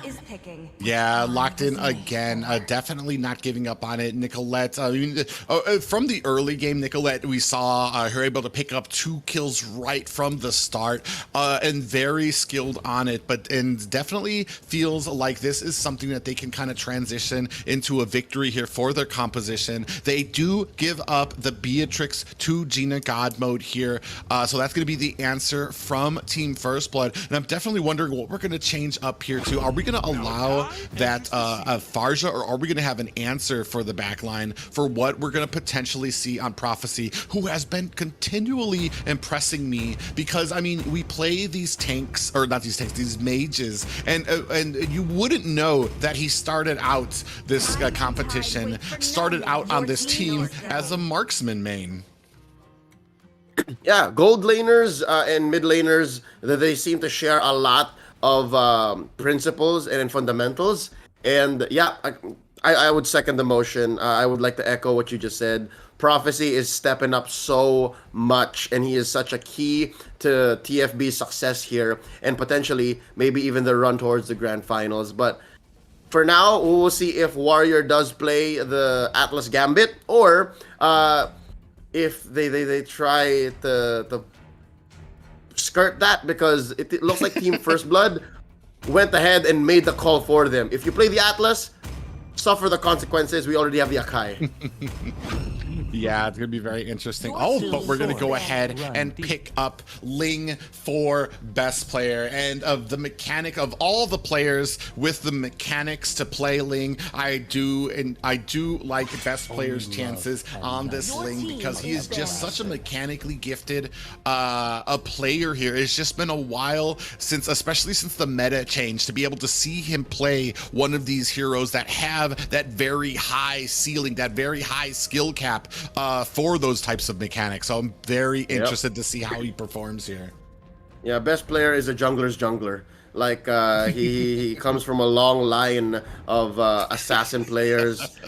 Names like Carl Teasy, Albert come to mind, and then that's the path best player takes here. Look, going into the ban phase though, rounding out the second half of the draft, there's a Sicilian wants to beat Team First Blood on the range game. Team First Blood closing out options for gold. What's left for him? His Clint is still out there. Soon enough, we might have to pick up a Brody, but not looking good. I don't like the chances for Brody if you're facing down on a Kai. Yeah, a real interesting thing there too. I mean, they do still have Popol out there as well. Does provide a pop-up that could potentially offset Kid and Joybaj on with that pop-up ability. So I mean, there's still a little bit of a pool left there. It does seem like they are focusing down onto Gold, trying to kind of corner him into a specific heroes, as we do see Uranus getting taken off the board by Team Sexy here. So it's going to be definitely interesting, because this is the last match for one of these teams. We've said it before, the last in the series. So these next 2 picks are going to define how well these comps are going to be going into each other. And that being said, not a single mistake can be made here. So I think for Team Sexy, just like last night, when their backs are against the wall, huge part of the decision making falls onto comfort, falls onto play what we know, play what we're good at. And what Warrior is good at is playing Grok, and that's not in the cards anymore for him. TFB takes it out. Ooh. Honestly, a rite of passage for Warrior. You've gotten to the point, like I said, he's had his ups, he's had his downs, but now you're at the point where they are banning, they are attempting to ban you out. So honestly, I would take that as a badge of honor coming from the side of Team First Blood. But we're going to be moving into this first pick, trying to see if we're going to be going for that marksman or for that roam. coming from the side of Team Sexy here. A lot of consideration going into it, but we do have the Brody, obviously a plan in the mind for it. As you did say, like, I mean, they do have Joybaj on that Akai, and it is going to be a little bit harder for Brody to kind of find those stacks if he does have a Joybaj kind of rushing and beelining for him. Yep, spacing him out. That's the plan here. But wait. Oh! What a swerve.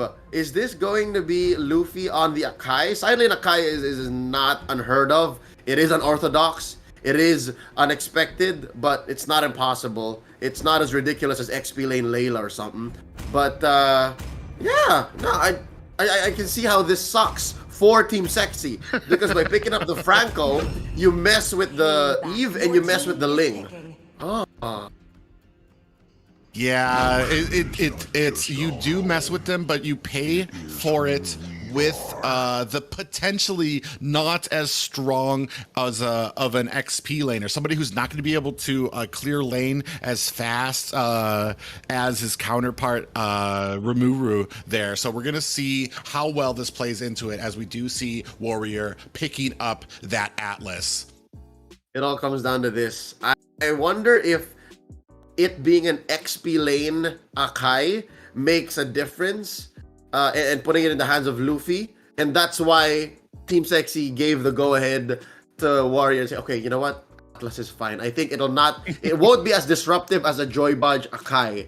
I wonder if that's the mindset going into game number 3 here, because that last pick Atlas, it's gotta have been a period. It's gotta have been a statement pick here. Yeah, I mean, it's one of those high risk, high rewards. It could be great, but it also could be detrimental for them. But we're about to find out. I mean, that's what these matches are all about. If you have an ace in the hole, if you have something different that you want to pull out, this is where you're gonna do it and risk it all for that spot at the grand finals. You have to be willing. As the saying goes, fortune favors the bold, and we'll see how bold Warrior is right now. Rimuru versus Luffy. Luffy's doing good, actually. Luffy's, if I'm not mistaken, winning, at least when it comes down to HP totals. But up top, Warrior has to babysit here. Look at this, 3 members. That's what Prophecy's Wings by Wings buys you.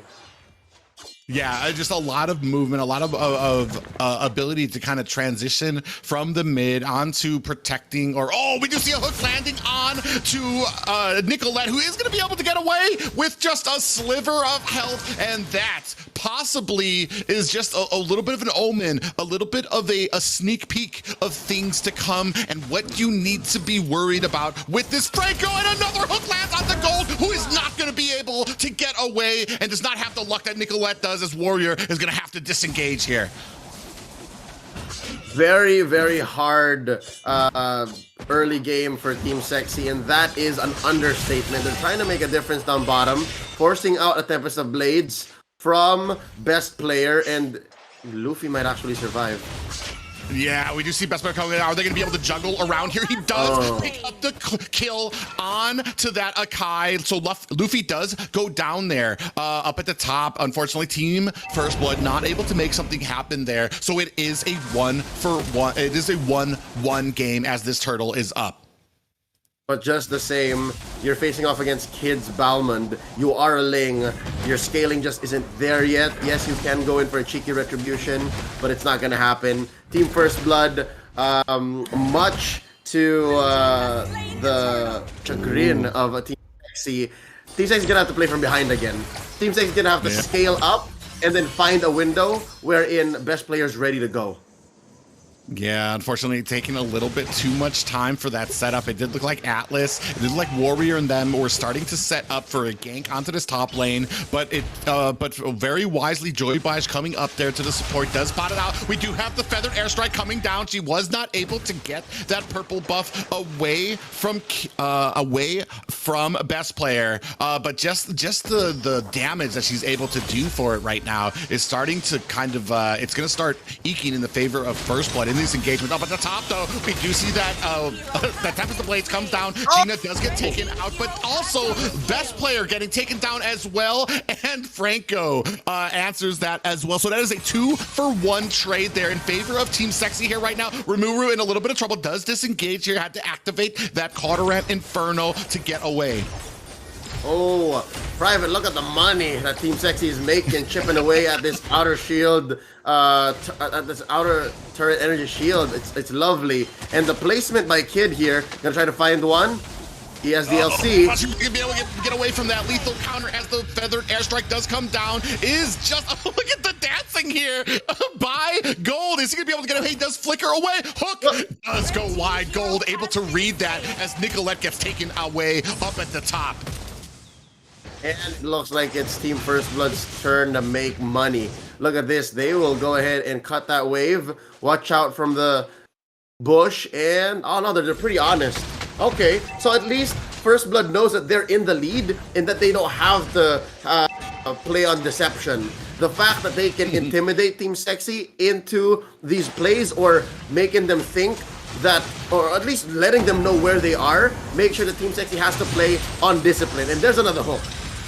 Yeah, we do see that Cauterant Inferno does get activated by the Thamus as that Tempest Blades does come down. Joybaj does go down there as well. And now Kid does take a death as Luffy is trying to disengage. But here comes best player, not able to get the kill onto this Akai. But it does space them out so that they can pick up and start this turtle.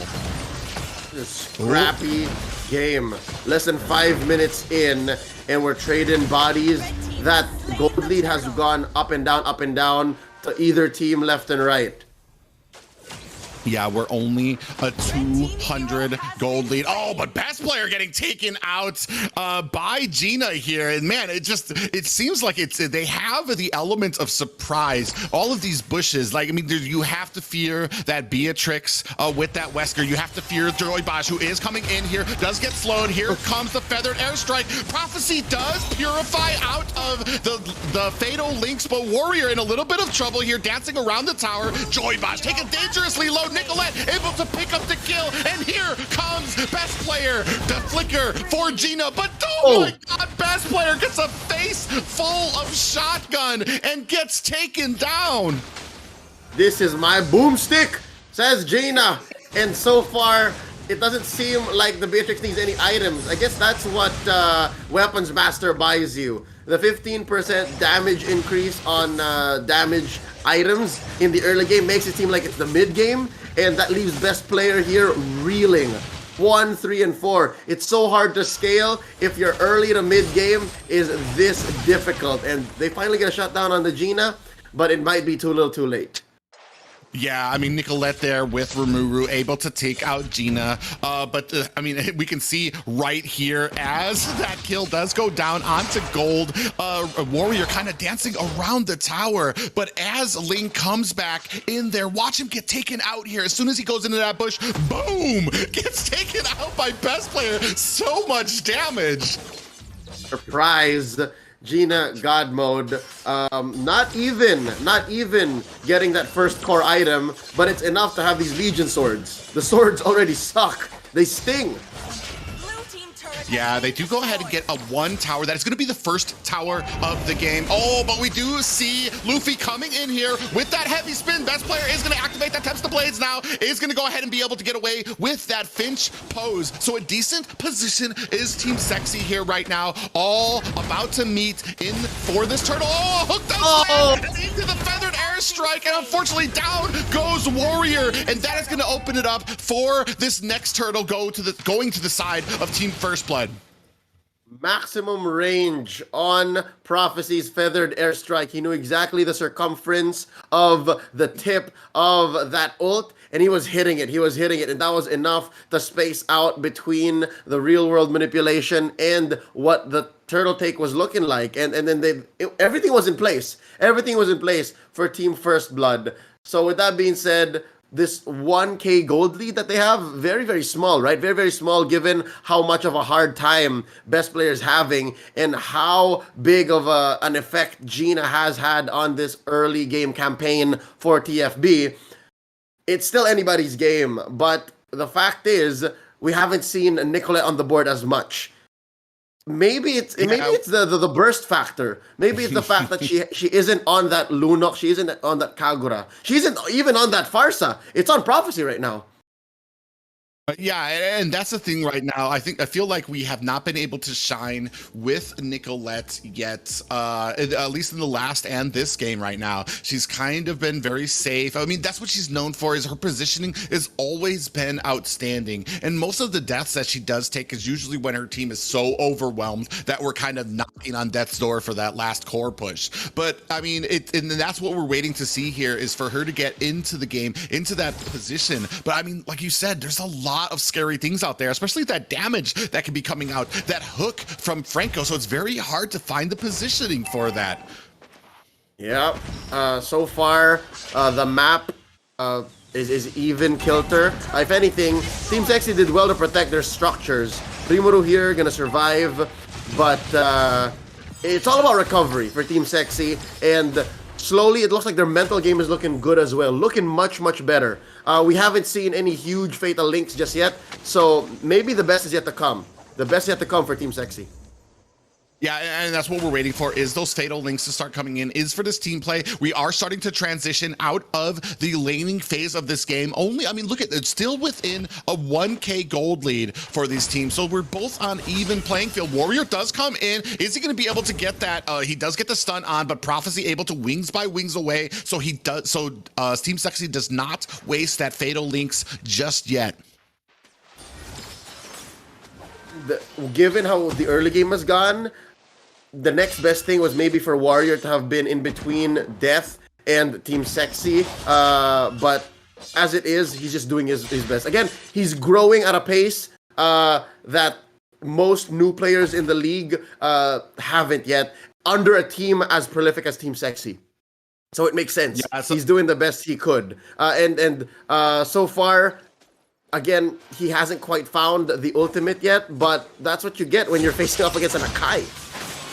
We say it, there goes the ultimate, followed by the Tempest of Blades. Luffy is in a little bit of trouble. Is he going to be able to get away? He does. Here comes the Feathered Airstrike, taking down Rimuru, followed by Warrior. But on the top, best player off screen is able to take down Luffy. But this is going to open it up for this Lord for Team First Blood. Oh man, the light at the end of the tunnel, that silver lining. Yes, they finally found the fatal links, but it came at such a great cost.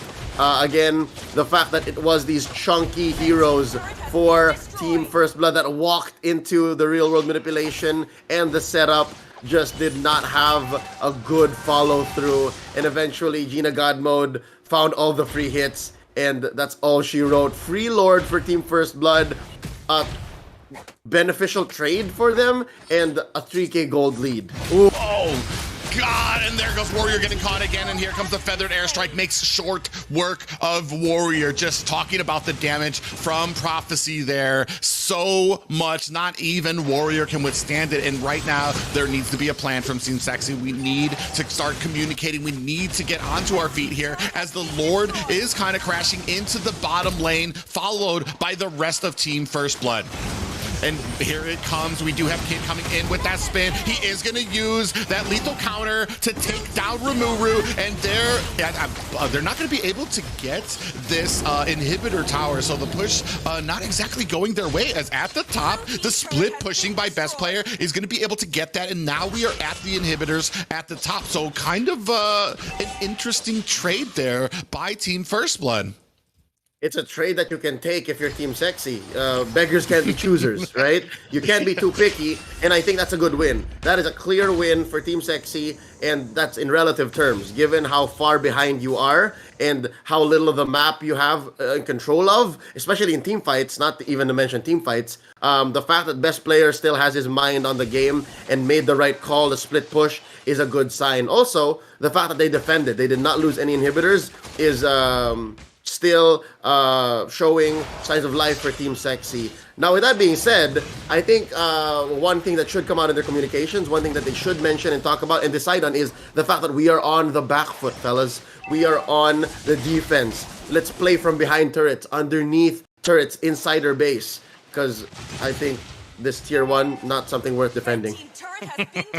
Yeah, definitely not there for that tier 1. It's going to go down very easily to Team First Blood as Rimuru and counterparts go ahead and clean it up. Luffy definitely not respecting the damage that Team Sexy can pull around, just not hesitant in checking these bushes, letting them know what's there, and not really scared. I mean, Akai, especially as we move into the mid and late game, Akai really not somebody that you're going to be able to pick off very easily, and that's something that we're going to have to think of. I mean, we just saw as well as that Atlas was able, as Warrior was able to get that Fatal Links, but it landed on 2 of the tankiest heroes for Team First Blood, so it's going to need to be a consideration as we move past the 12-minute mark in this game.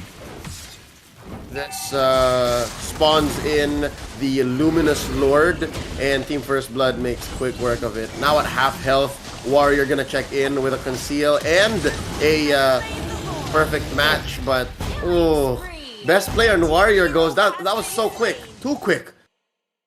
Yeah, too quick there, and they get the Lord. Luminous Lord is already out right now. Oh, here comes Joybox with the suppression onto gold, and that is not what you want as this Luminous Lord. It is a 2v5 right now as Team First Blood is in control. They are moving through the mid lane right now with minions looking to take down these inhibitors. Luffy spreads out there to go ahead and zone out the rest of Team Sexy as now we have minions crashing into the core. Here comes the sieging from Prophecy with that feathered airstrike raining down damage as the Luminous Lord comes in. Rimuru goes down. Now we have damage coming onto this door. It is all over. Team First Blood move on to the grand finals. GG. It's a new age in NACT Summer season because the grand finalist from the previous season takes their bow here one last time.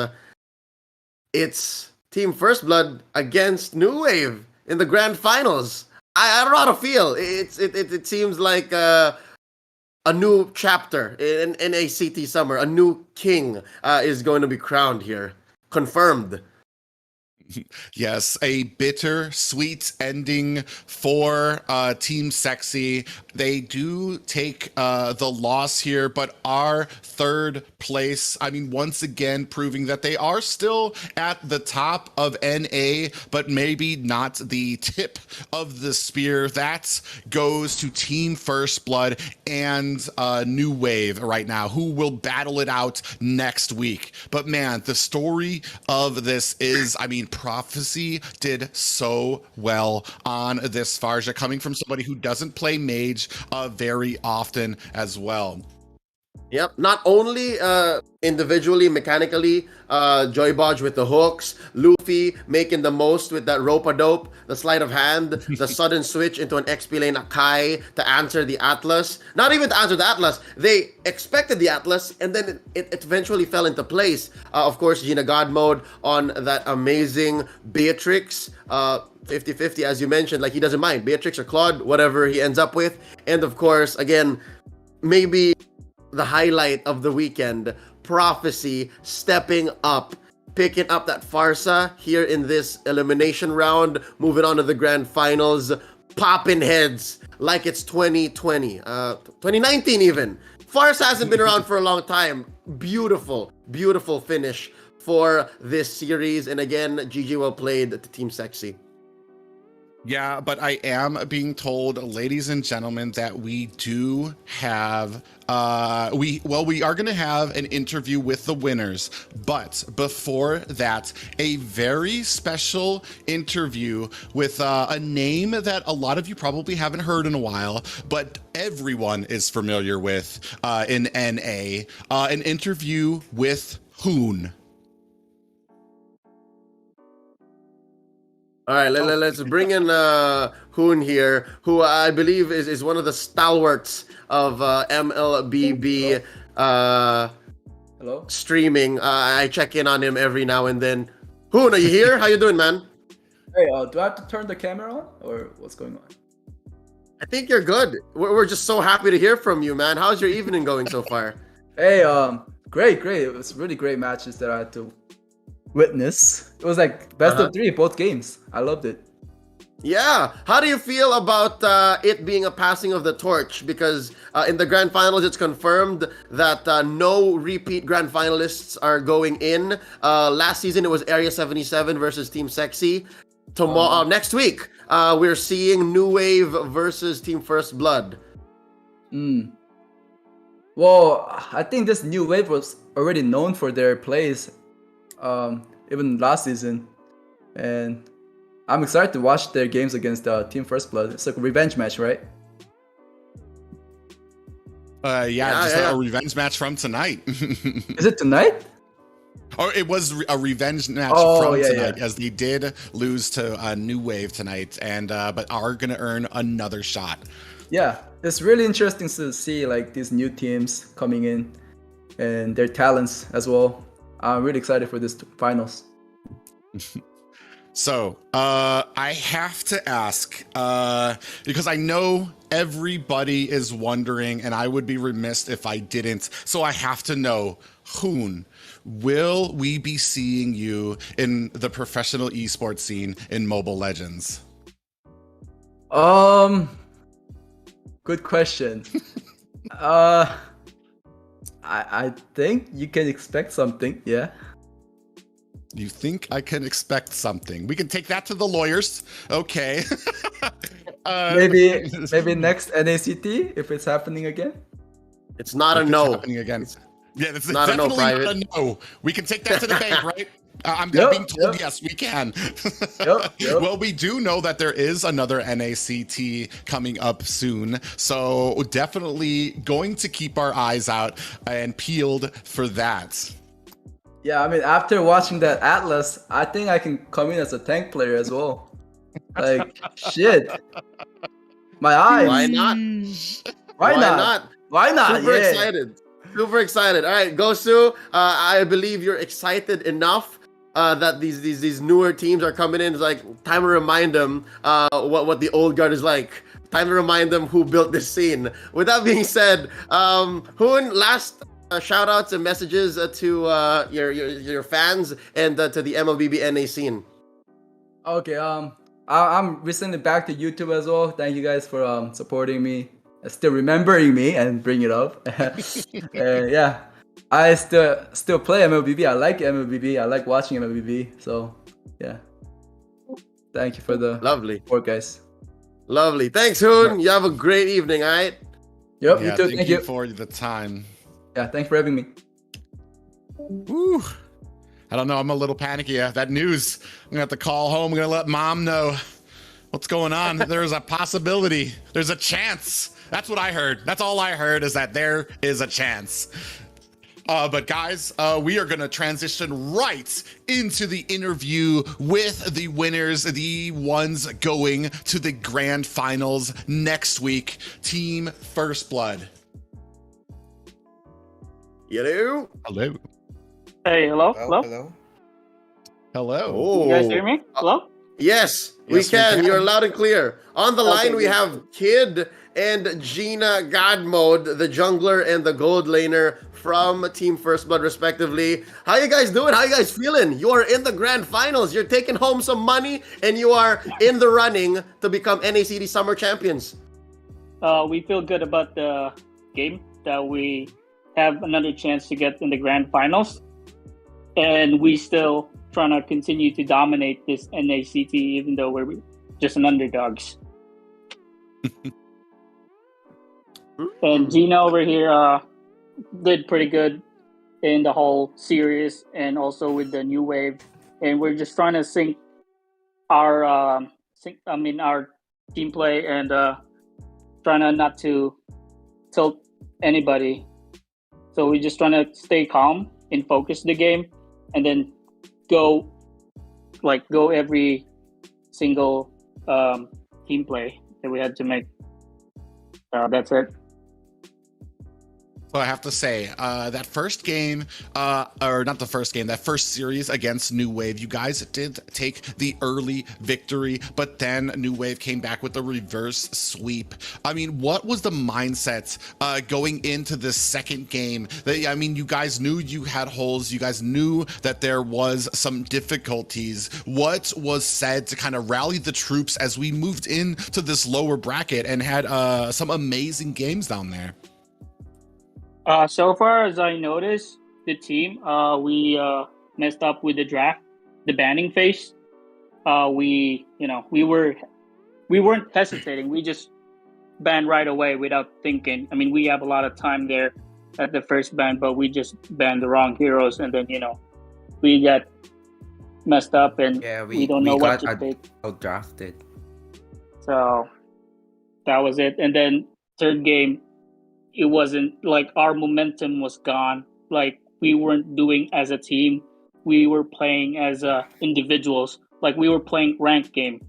So there was no team play. There's no synchronizing.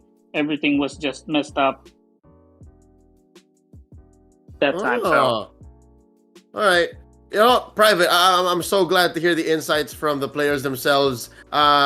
Kid, God Mode, you guys admitted that game 2, you guys got outdrafted, and that's what explains the greedy lineup against New Wave there. But I have a question on a lighter note. How are you guys coming up, and what's the performance like back over there, knowing that Prophecy came in clutch? He is a later addition, right? Like Private and I can't get over the fact that he just came in this weekend, and you guys are now in the grand finals. And we spoke to him, right? We spoke to him last night. What's that like? We didn't thought that we're gonna make it to the grand finals because Hunter's gone. Yeah. Yeah, everything was just nothing. We just we want to play because we just want to play. It's a tournament. When it comes to tournament, that's where people watch your games. We just want to show what are we capable of.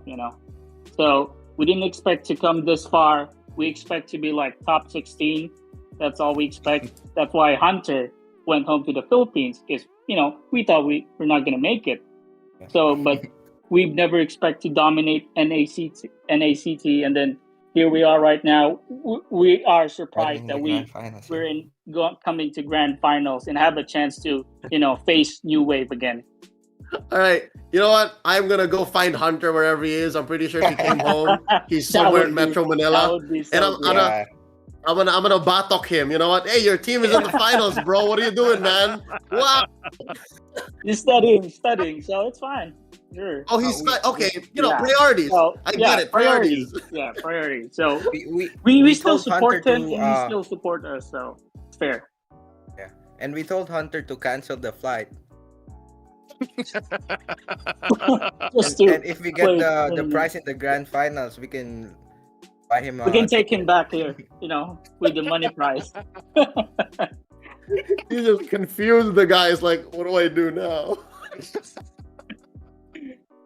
Guys, it was just a pleasure to watch you guys play. And like I said, knowing the transitions that you've had to go through. So congratulations. I mean, regardless of what happens, I can't even say that going into this, you guys are underdogs. I mean, you guys have shown such dominance, especially beating Meta, who has a coach already, showing how strong you guys were, rallying after being defeated by New Wave, taking and seeing your way through the lower brackets, and now you're going to be meeting New Wave in the grand finals. So I mean, congratulations to you guys. Thank you, Private Dan. Yeah. Can I shout out? Of course. A special shout out to my Ate Sakira for supporting us, and to Seth, and to all of the TFB supporters. Special shout out to you guys. Yeah, I would like to shout out somebody. I would like to shout out YRN family and Macdo gang and Nico Magallanes, and then once again my girlfriend Rana Marie. And shout out to Ate Kat. Don't want to forget anybody there. Guys, congratulations. Thank you so much for taking the time Thank you for having me. to take this interview. Yes. Thank you. Team First Blood, mabuhay. Amazing. All right, so by the sound of it and by the looks of it, there's some Filipino representation there. And again, when it comes to MLBB esports, you just can't help it, right? It just happens. It's natural. It's like peanut butter and jelly. It's like Layla and feeding. I love it. So, man, with that being said, bittersweet, but that does it for me tonight, right? At least for my run in NACT. Yeah, same here. That is going to wrap up the casting for me as well. Next week, it's going to be Trex and Naisu going to be casting the grand final. So I'm very excited about that as well. But this is going to wrap it up for me. It has been an absolute honor and a pleasure, and the support from the community has been so great as well. So we are going to go ahead and sign it off. And good nights, North America, as we give it off to Assassin Dave. Whew, that was some great casting, great interview. Guys, you have not followed our casters, Leo and Private Dancer. This is your chance. And remember to smash the like, subscribe, and turn the bell on to all notification bells. NACT again, NACT Summer is just the beginning. We have Autumn season coming up, and you heard from the man himself, Hoon. You might be expecting something, so who knows? We'll find out. Make sure to turn on notification bell onto all notification bells so you don't miss any single bit of the update that we're gonna be posting on this channel. With that being said, big congrats to our two grand finalists, Team New Wave and Team First Blood, for clashing again.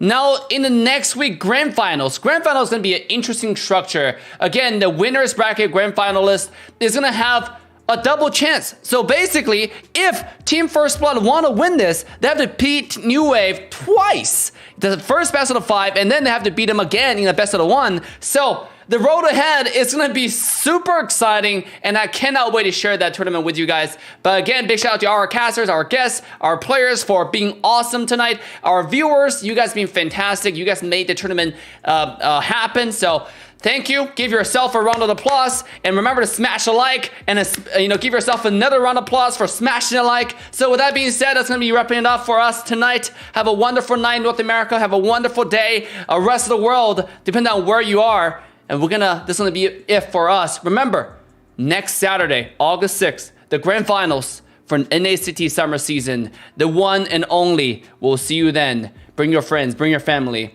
Bye for now. Have a good night.